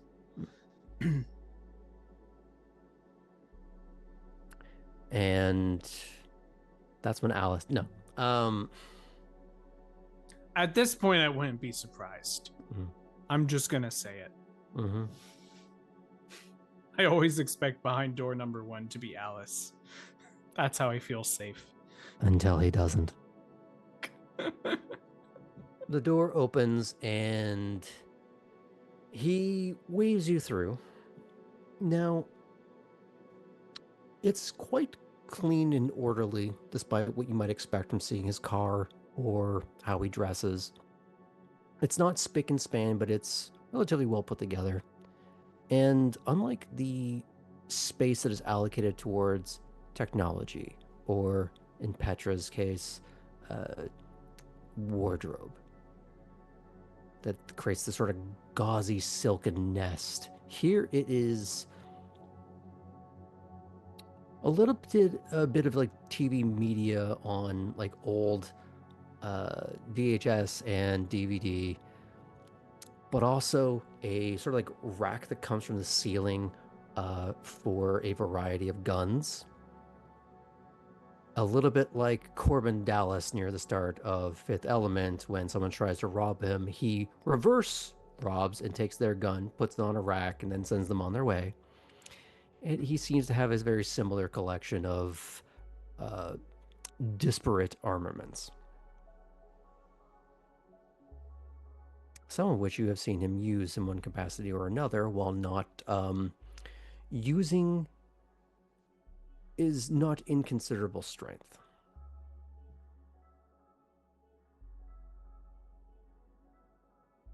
Yeah, what?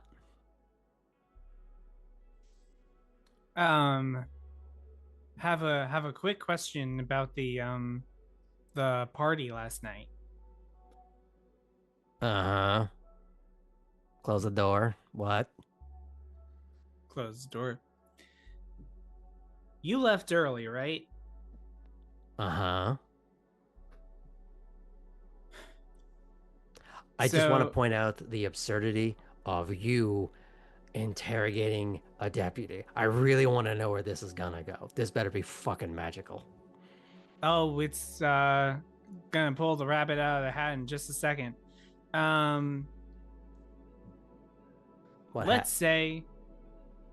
Let's say, well, oh, I was supposed to bring a hat. Forgot it.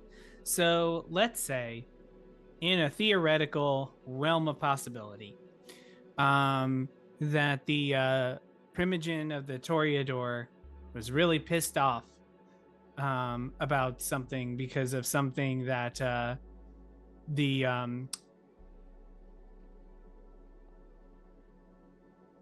woman of the house did in order to snub her, whether intentionally or unintentionally, allegedly. And if she were going in and tearing through a study trying to find a book that was no longer missing, or that was missing, do you have any idea what book that might have been? Why the fuck you asking me? Well, considering that it sounds like you can be quite studious with said woman of the house, and I recall that book no longer being present after you left, I thought maybe you might have something to do with it. Uh-huh.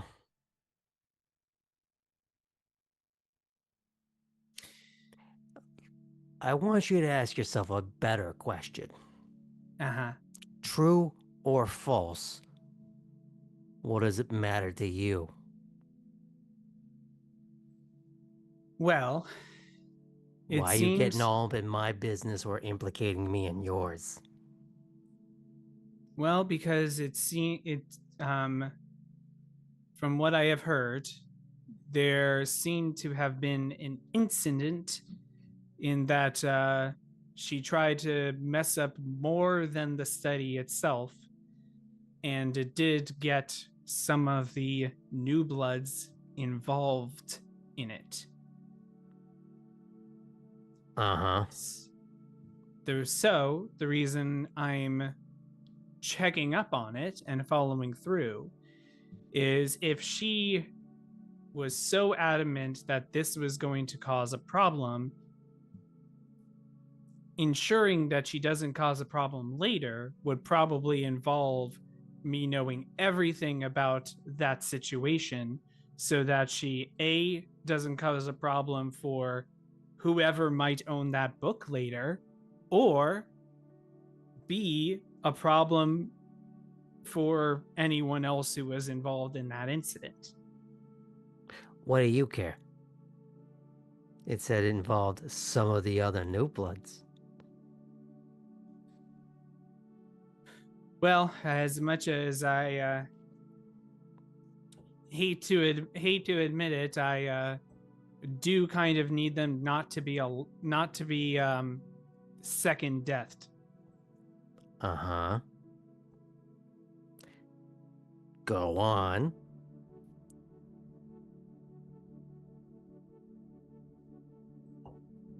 What's your angle, Seamus? My angle is the more I know about the person who threatened them, which is surprisingly low, the more that I can make sure that they don't end up dead in a ditch somewhere. And considering she was adamant, this all started because her revenge to Clarice was trying to, I imagine, tear up something of importance to her. Probably important for me to know what that something of importance was. And using my deductive reasoning, I imagine you know what that is. I may not be good with a gun, but I am good at deductive reasoning.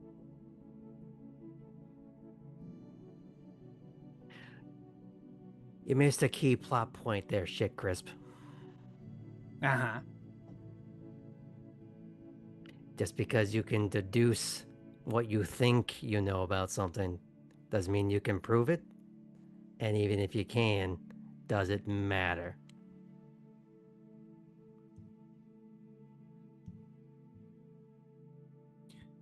Well, I guess my question is, my does incentive is lacking. You've told me all these things about how this affects you. So it doesn't matter to you at all that she might have been after something, and after destroying something that you may or may not have in your possession? and may be important enough to you that you might have taken it with you. There's a lot of ifs, maybes. You want to look around for what you think I have? And if you find it, what would you do with it? What would it matter? What would it mean? Are you gonna go return it to its rightful owner? Are you gonna go give it to some angry, slightly psychotic lady who's trying to find it? I think it's already with its rightful owner. Oh, is it? Then what are we doing? Then there's no further questions, right?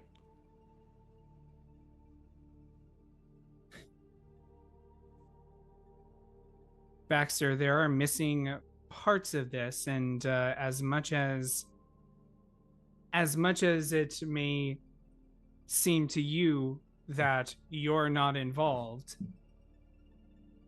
if she is after something, that automatically makes you very much involved.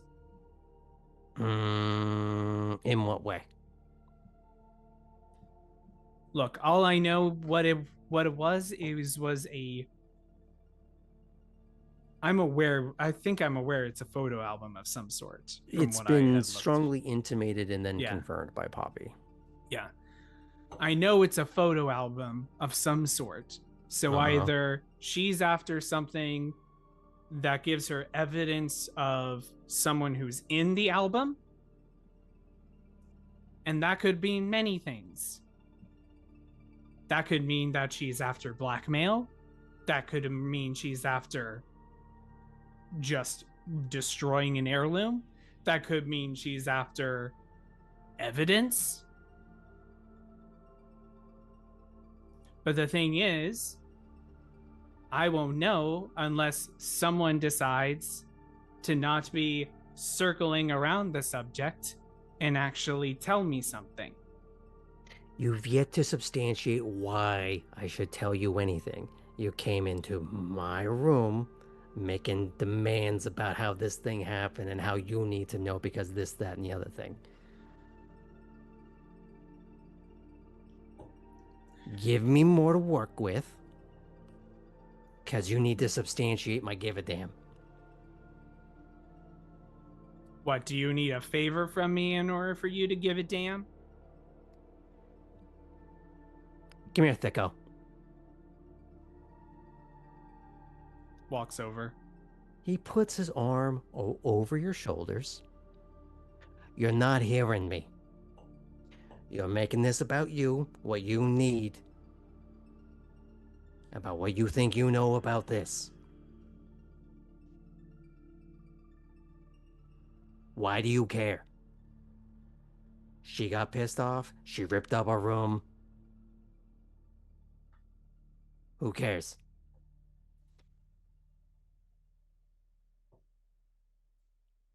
Well, Make me care more than what you're talking about. It seems like you're not hearing me either, because what I'm saying is if she's after something that's in your care, then she may be after something that involves you too. There's a lot of may. Fine. If you don't want to tell me anything, then I'm gonna figure it out myself, and I'll find some other way. And do what? I already have a couple leads that I can look at, so I'll look at some other You're not elements. hearing me. And do what?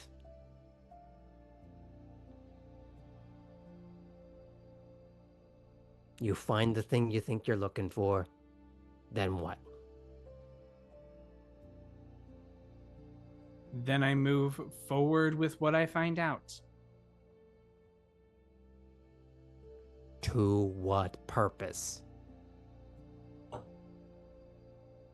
Protecting what are you trying to solve here? I'm trying to find out who are the people that can potentially get the newbloods killed.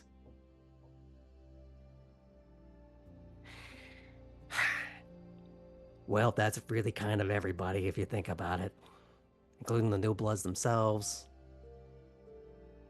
Right, but if I know more about who Laure's allies are, and that Oh, could that's also what you give want to me know? We can something. do that. Uh-huh. Hmm.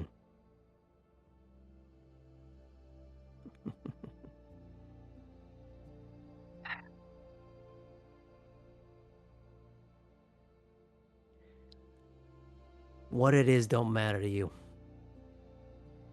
It don't matter to Laure. It ain't none of her fucking business.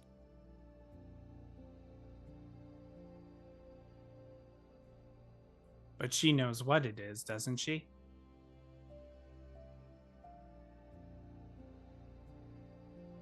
I'm gonna show you something. And I really want you to look at it, and I really want you to fucking process. I need you to understand the scope of what it is, what it means, and why it's none of our goddamn business. Do you understand me? Because if you don't, you're Understood. never leaving the fucking room. Understood.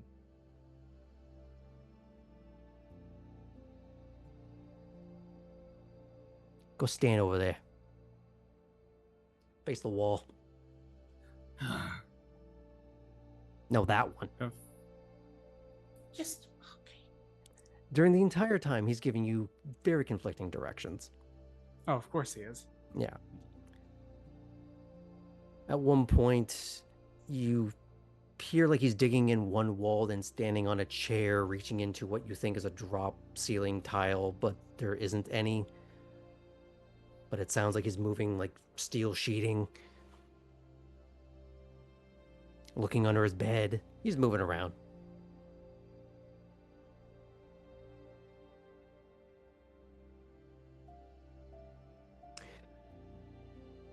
If you were expecting a book, he doesn't seem to be carrying one.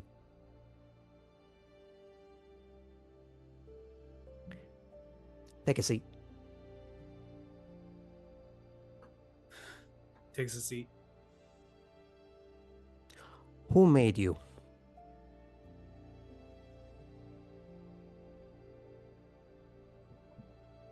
Guy in St. Louis. Uh-huh. And Named Mentat. okay, we're gonna try this one more time. Plot, beginning, middle, end. Tell it.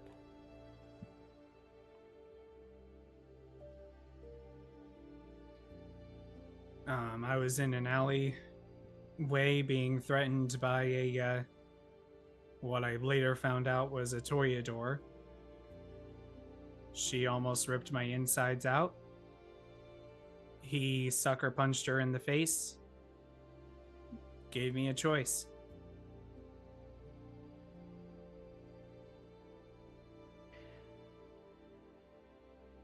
He's still around?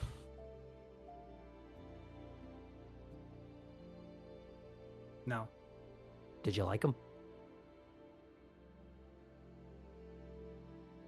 Thought we weren't doing complicated questions. This is real easy.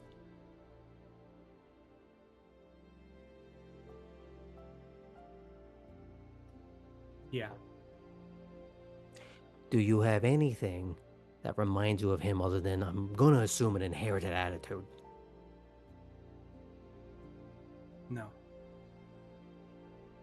Do you wish you did? Yeah.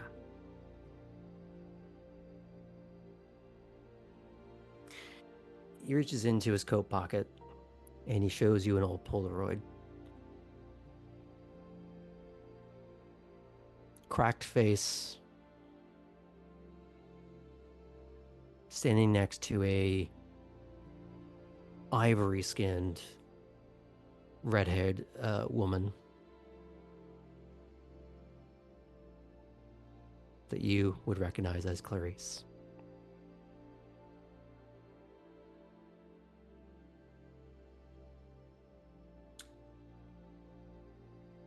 Now I see why you were sharing it together. And why it's none of her fucking business.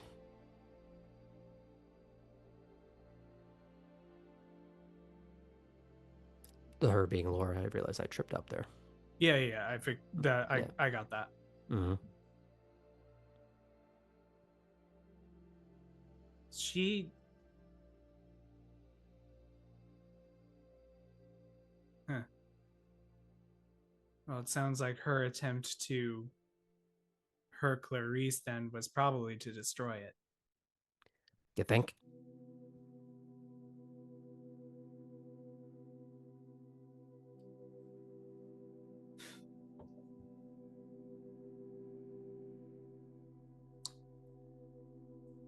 Did he make you when he was already with Clarice, or other way around?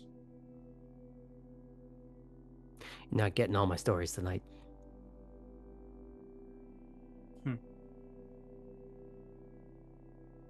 This is a lot. You understand that, right? I understand. And I'll keep it under wraps.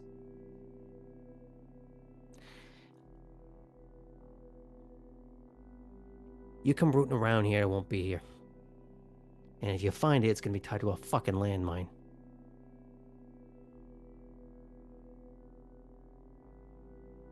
I thought you were trying to tempt me not to go searching around. Good knowing you, kid. It'll be real sad when you're gone. Ellie takes a second to look around and notices the large guns, and I was like,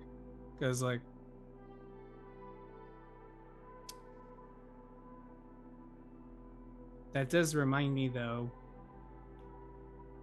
Speaking of me surviving another round, I should probably actually learn how to use a firearm, right? Yeah, do you know what your nickname was among the squad? I really don't want to. Liability.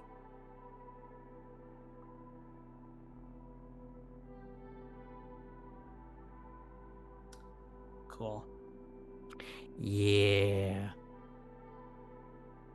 But you live, so it's not exactly true. And none of them died.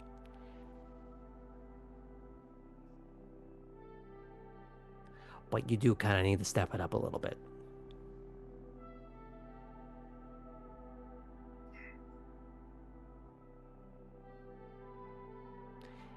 Your interrogation technique needs a bit of work, too.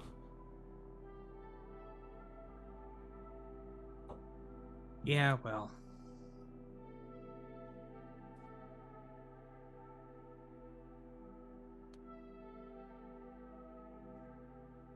I'm gonna take you on a proper ride along at some point.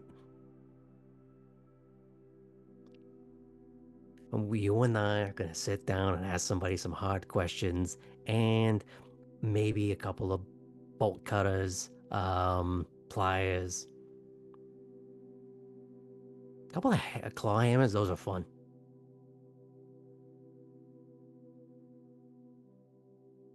Do they usually survive afterwards? Records vary. But,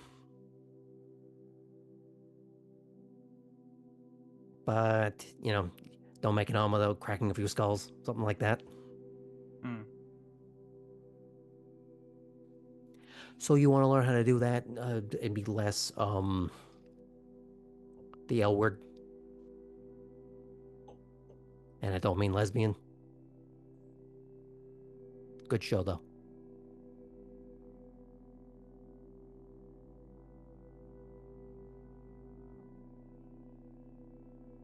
I guess I should. Yeah.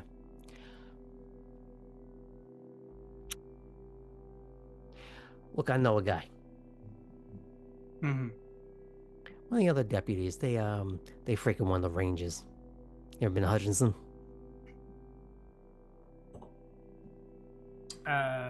No, I haven't.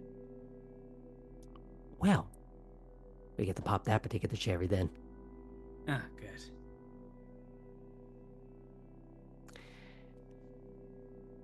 Yeah, she got any ammo for that shit? Few. You got it on you? No, since I was here, I have it locked in my place. Huh. Also, I figure you might not want me to show up armed. It's good. Do you think that would matter with your scatter pattern? Well, yeah, I've actually gotten a lot better. Perfectly at the, safe when you're the target. I've actually gotten a lot better at the potence and like tries to do like a little flexing. He's gonna put his hand on that and be like, "You ever seen in Bugs Bunny whenever he would do that and it would just sort of drop like 3 feet?"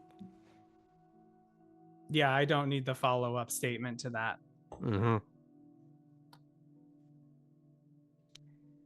Gotta get you like a heavy punching bag or something. Yeah, well, Or the just some last guy one you don't like.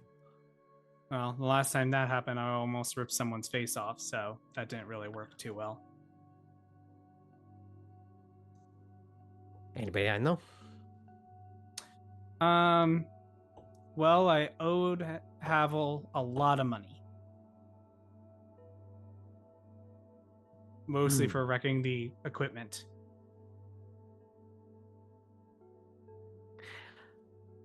Ah, it's like God spilled a person. Okay. Just We're gonna start you on something else. And he's gonna find, because it was like a revolver that you ended up with, right? yeah. No, Yeah. it was a 9mm. Okay. It was like a standard. Okay. He is gonna find you a couple of boxes of 9mm ammo to take with you. Going by yourself? Just someone I could ask around to accompany. Like Artem. There we go. What's he got? In terms of firearms, I'm not sure. In terms of just general can rip you in half, a lot of it. Right. So he's gonna just find another pistol that's also 9mm, give you more boxes, and basically kind of just send you on your way. I'm gonna make a couple of calls, and I'll send you a text in a bit. Okay. Also, sorry, one more thing, Baxter. How terrified on a scale of like 1 to 20 should I be of having Bianca Savage's attention? He just laughs and closes the door. Great. That's good. That's fantastic. I'm so excited for that.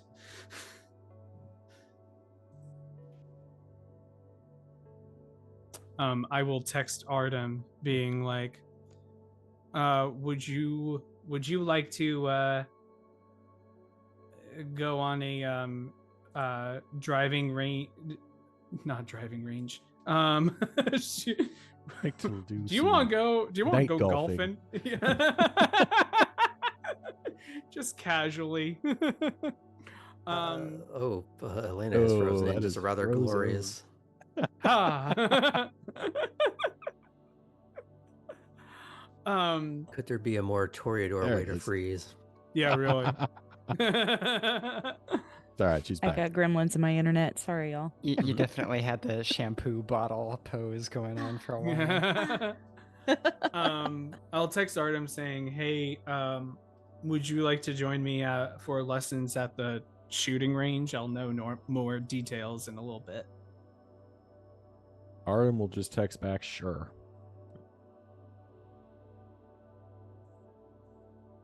Okay. Let's pick up with Poppy while the internet is cooperating. Yes. You were going to go and find Clarice. Yes, but before she does, she changes into a very tight red short dress. That's like very sexy, but like cute for summer. It's kind of that nice in between thing that sundresses can be. Mm. Um, so she changes into that, a more vibrant color, puts like sunglasses on her head, tries to like do it up a bit, and then finds Clarice. Got it. What's Yeah. a tornado without a costume change? Listen, we must. Mm-hmm. We must. You actually do find her in the study, where most of it has been put back in its place to an extent. There are some things that are a little destroyed and beyond salvaging, but by and large, it's back into a recognizable condition. It will need a bit of work to correct.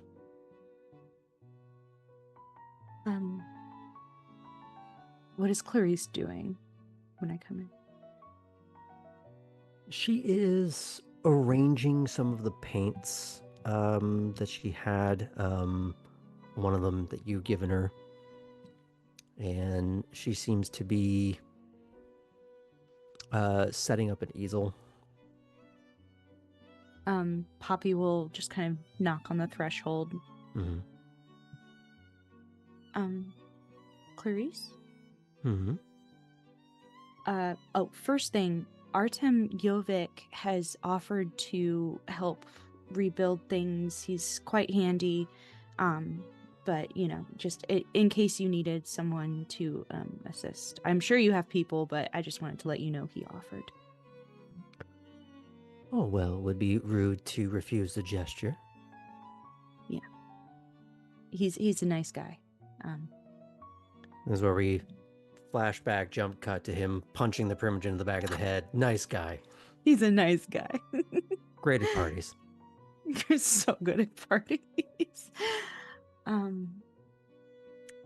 How are you doing?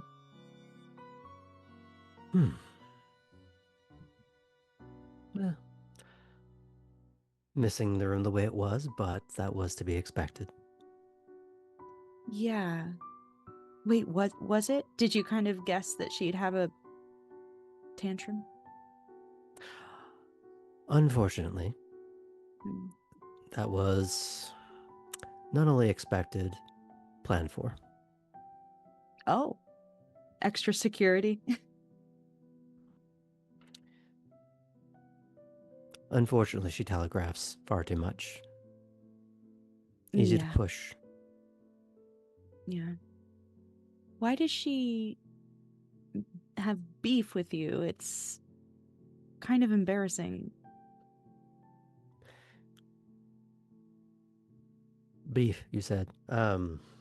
She's Yeah. trying hard not to smirk at the use of the parlance. Mm-hmm. Desperation, fear. Thinking if she can destroy a perceived opponent now, she can rest easy. And are you an opponent? My mere existence is a problem for her. It's like such a weird thing to spend your time and energy on. Welcome to Kindred Politics. Yeah. Where perceptions are everything. Right.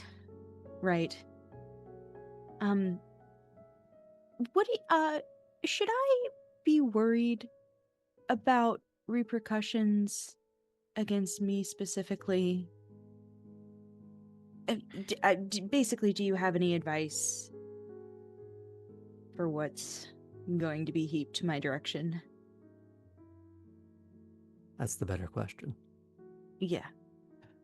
No matter what was going on last night or in the weeks to come, your proximity to me, to Nico, would draw her ire in one capacity or another. This way, we controlled when that would start.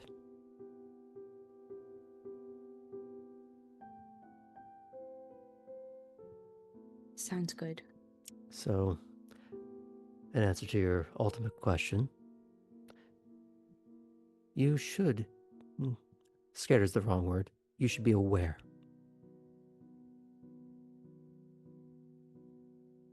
You were always likely subject of animosity for her. Or acrimony, maybe is the better word. Now it is something more active. Now that she doesn't have an immediate nerve to pull on, she's going to have to be slower and more methodical. She thought she could win the game with one move, and because she didn't, she has to play it proper. Right. Which is interesting because I don't find her to be very proper. Is that terrible to say? I wouldn't go around saying it in court just yet. No, I would not. Sorry, just between us. You did hear the word, though, in your brain, just yet. Right. Mm.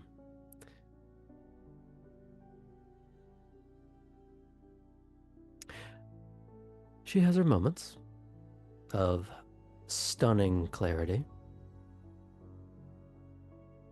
but clouded by ego. Yeah.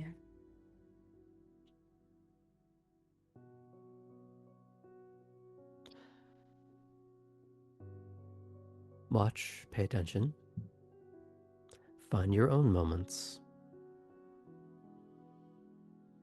Now imagine you found a way to press on a nerve in the middle of Elysium.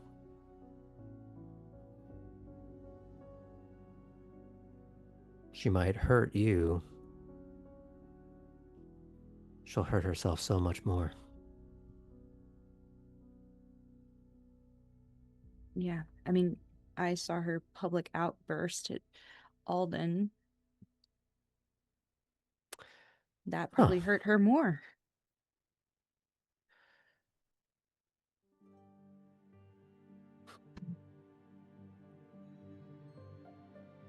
I have one more gift for you.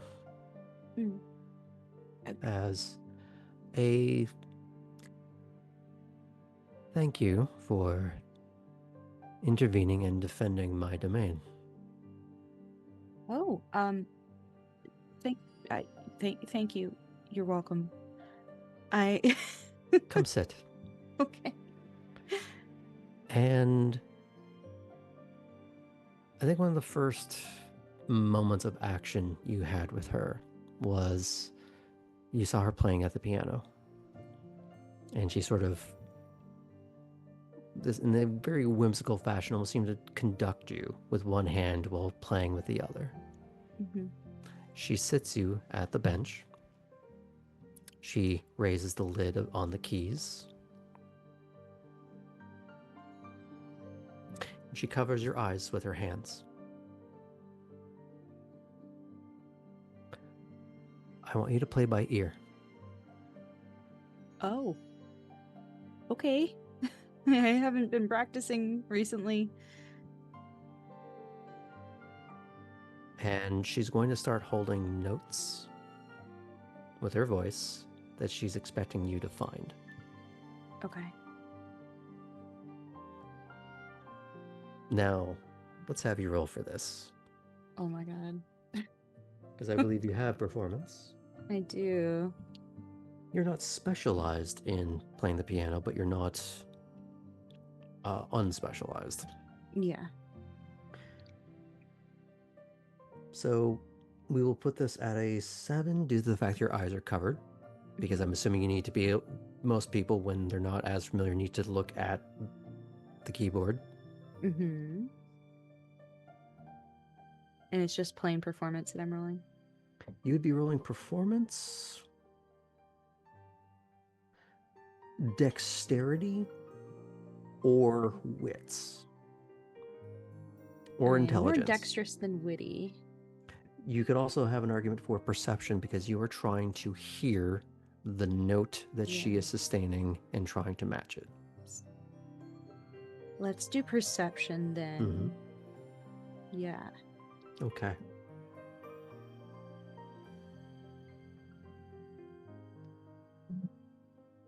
So because you're rolling perception, I'm going to lower this down to a 6. Okay. That is 2 successes. 2 successes. No ones. No ones. It is a struggle at first because you're having to familiarize yourself with a piano that you have not sat at yourself. You're trying to get a sense of the scale of each key versus the entire scale of it. Trying to orient yourself on, well, it's like trying to learn a new keyboard.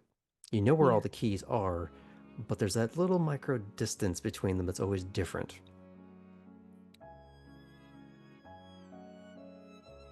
But as you start matching random notes, you're off as often as you are on. Not by much, but enough that it is noticed and it is discordant. And she stops you. She puts her hands on your shoulders. I see. I need you to close your eyes. I need you to consider every single string attached. I need you to consider all the mechanical trappings. You are not playing the piano. You are playing yourself. You conduct the notes into music. The instrument does nothing without you. It is an inert piece of matter. You are what gives it life. Do not open your eyes. She'll try again.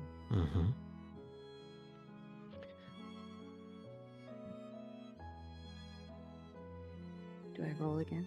I'm going to forego that for a moment. Okay. What's a moment where music has mattered to Poppy? I want to assume something with her father. Yes. Yeah, it was a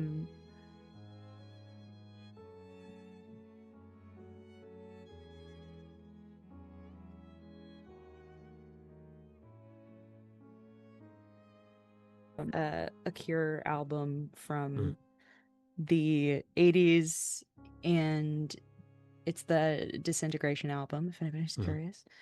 And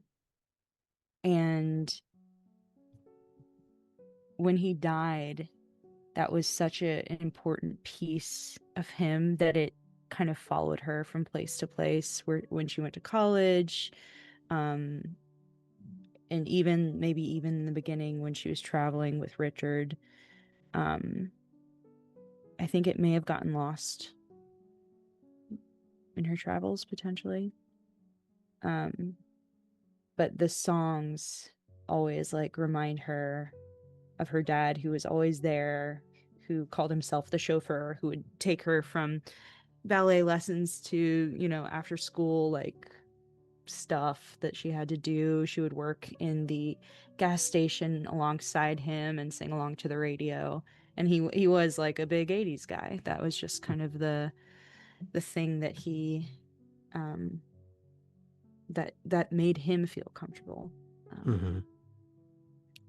Yeah. And as you're focusing on these memories that begin to inform your key presses, at first, that sort of shaky gazelle stumble of fingers trying to clumsily find their way.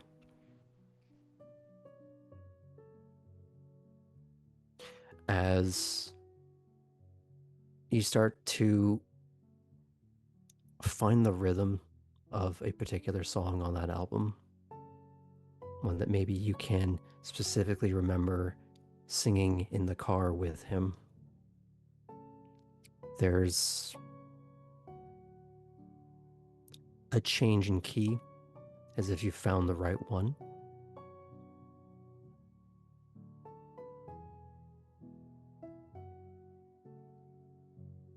And it gets more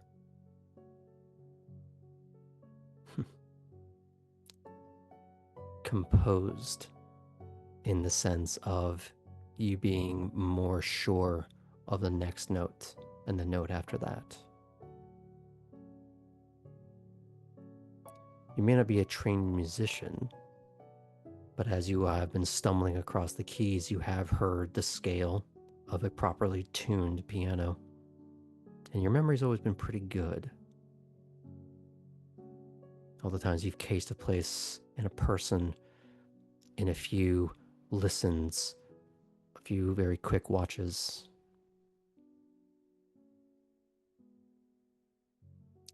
Imagine that skill set put to use in something more personal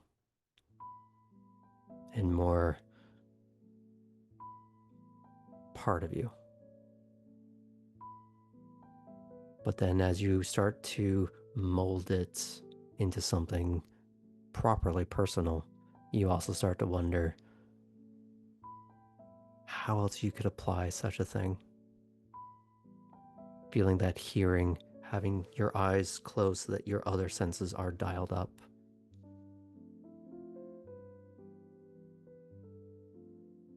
I want you to spend the experience on the first dot of Auspex. Yay! Baby's got Auspex.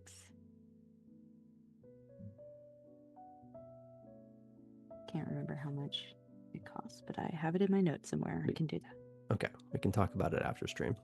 Yeah.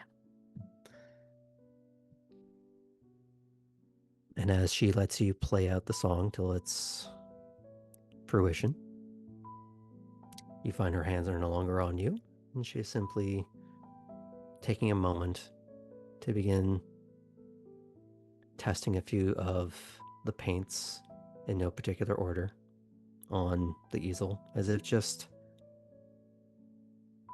deciding on a palette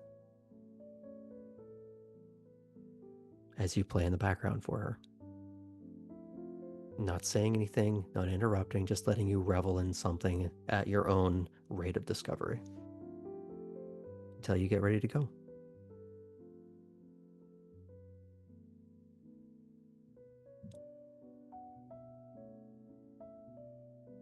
I think at this point she had planned to ask Clarice what Laure was looking for, but I don't know if she would after this. Maybe she's been played. Maybe. Like a piano. Mm.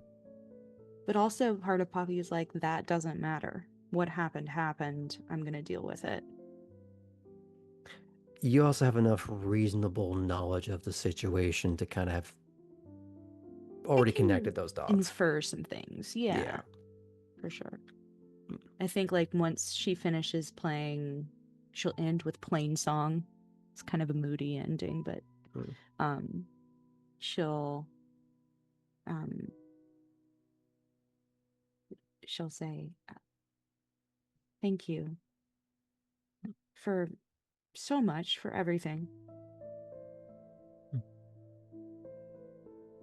Well, can't have you getting caught unawares the next time she tries to pull something now, can we? Absolutely not. I am going to be very aware. Have a good rest of your night. I'm gonna go talk to Mason. He wants to chat.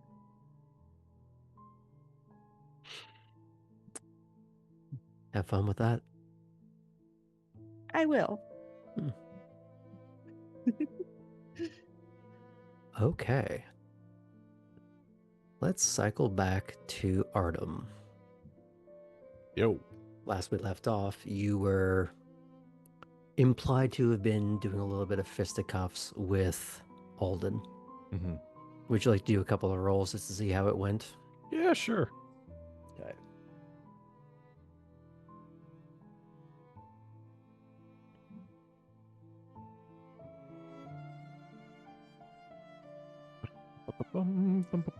The question is, do you pop out the claws, or is it just just bare knuckle boxing? Warm up. Yeah, we'll say it's some bare knuckle boxing. Mm-hmm. You know what? I'll follow his lead. If he pops out the claws, I'll pop out mine. But I assume he probably won't. Not at the moment. Yeah. Okay. There's a little bit of the sense of not just he needs a warm up in a case of let's see where you're at after all these shenanigans you've been dealing with the last few nights, including, punching a Primogen. Right. What are we looking for here?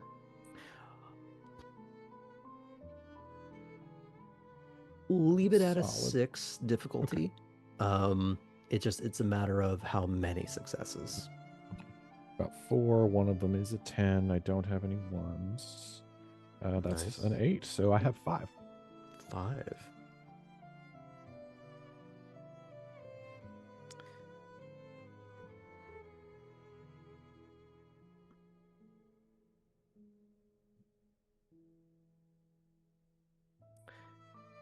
He has the same. Hey, look at that. So it's a case of you do get the sense that he's not trying to hurl you through the tree, like the trunk or anything like he that. did last time. Yeah, I think he made his point before. Now it's a little bit more taking the measure and starting to gear up a little bit.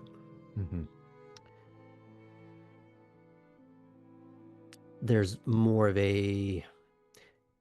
He's not actually popping out the claws as much as he is acting as though his hand is the claw. Because in a way, his hand does still have that bestial tendency to it. So you really want a chance getting hit by it?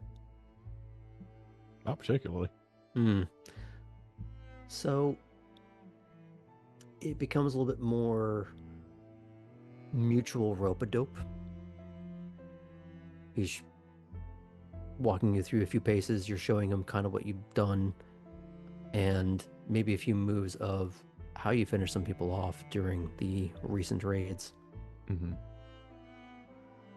gives you a few pointers on how to better do the thing that you were doing and the shortcomings of you got lucky with that because if they had turned this way, this is what would have happened. So there's more instruction. It's not kind instruction. It's not cruel, but it is snappy. Yeah. And in a way, not entirely unfamiliar.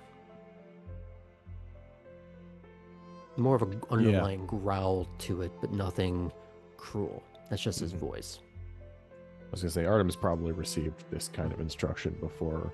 I haven't thought too hard about this in particular, but with 3 Brawl, he's certainly more than just been in street fights, right? Like he's had, previous instruction even before he became Kindred. So, and I imagine to a certain extent before he was turned, it was learned via getting his ass kicked. Part of it, yeah. A good chunk of it. And learning from forced mistakes. This is less of I humiliate you to teach you and more I am teaching you so you don't die.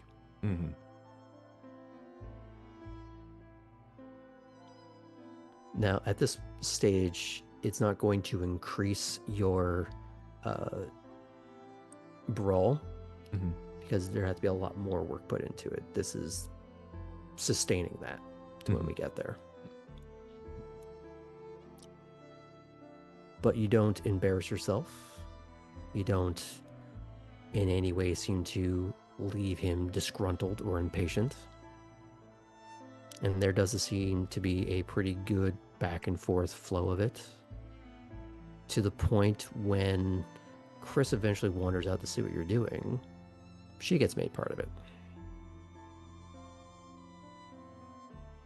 And she's a little more receptive to instruction than maybe you would expect.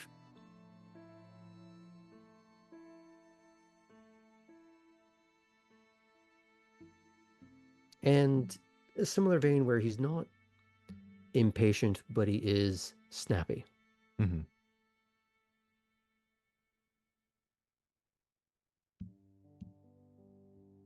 But eventually, you do have somewhere to be.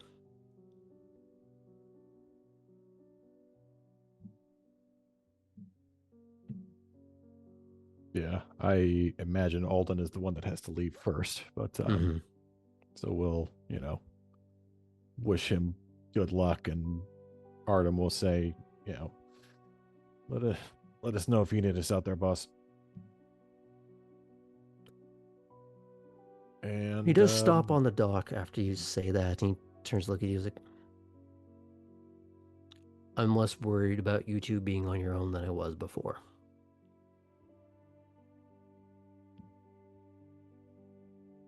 Try not to hit any other primogen on your way out. See what But I there's can do. there's an underlying growl of a chuckle to it as he's heading over to the boat.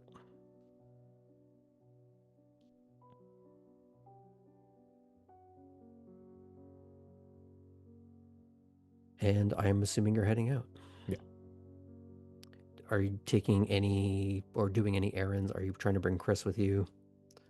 Yeah, he'll invite Chris. He'll say, "Hey, Ellie invited me shooting. We're gonna meet at the house if you want to go." I would do kind of want to see if I can talk to Harlan, but he's not ducking me, but he is kind of, I think, keeping a low profile. Yeah, I think that's probably wise. We talked last night about having Ellie. Maybe you didn't hear that. We're gonna have Ellie talk to him because Ellie was not there. Yeah. So It's a good idea. I feel the same way. I want to catch him and say, "Hey, man, sorry I made your night a lot worse." Yeah. But we got crazy old people that we got to worry about, and his is his is out for us right now. Yeah, that's gonna make the pub crawl real fucking awkward. Yeah.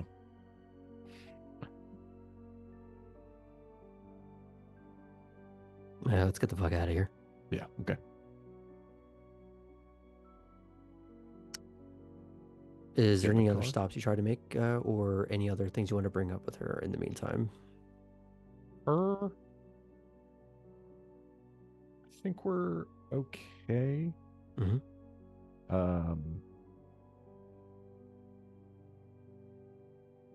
Trying to think of like a way to say, hey, it seems like people are noticing that you're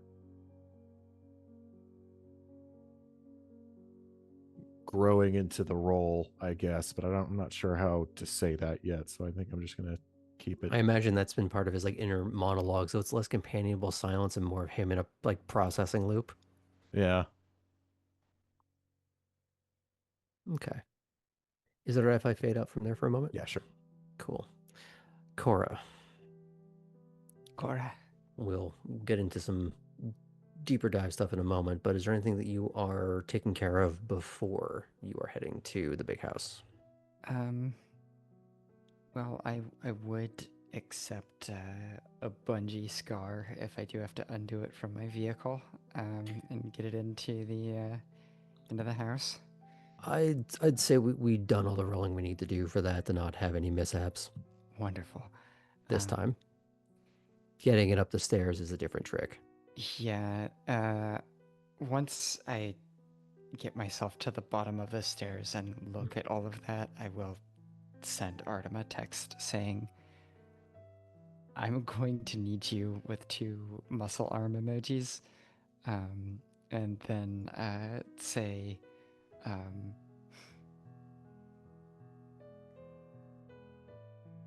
I'd say I'd buy you a drink, but we could work something out for it. And then take a photo of the bottom of the stairs with the mattress at the bottom of it. Oh. Artem will receive this text. He'll show it to Chris and then roll his eyes and be like, they only ever want me for my body.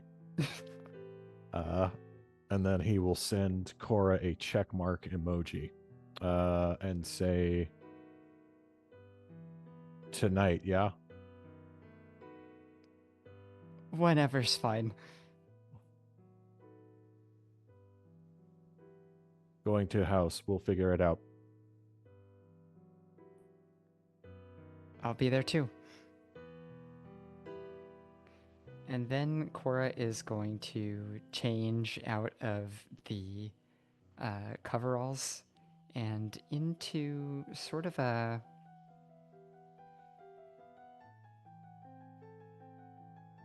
suit that is between the color of earth and like old blood. And it's like sleeveless vest, kind of square, burnished gold buttons, cinched waist with like sort of a nice wide sort of ribbon made of the same fabric kind of at the back to stylize it. I think it's called tea slacks color.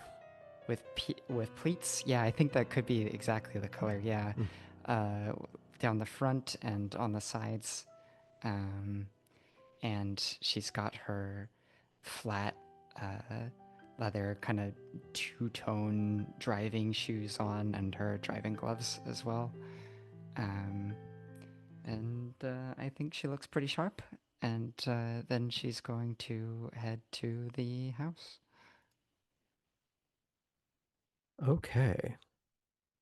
Everyone is beginning to descend on the house. But before I think we can get into all of that, that might be a good time for us to break for the night and pick this back up next week. So, as a reminder, there is no Starfinder. Our deadbeats are on a bit of a break next week. However, we will still be here on Monday, and I believe Sam will be doing some screaming on Saturday. So come check us out. Come hang out in the Discord. Go watch our past episodes on YouTube. We'll catch you soon.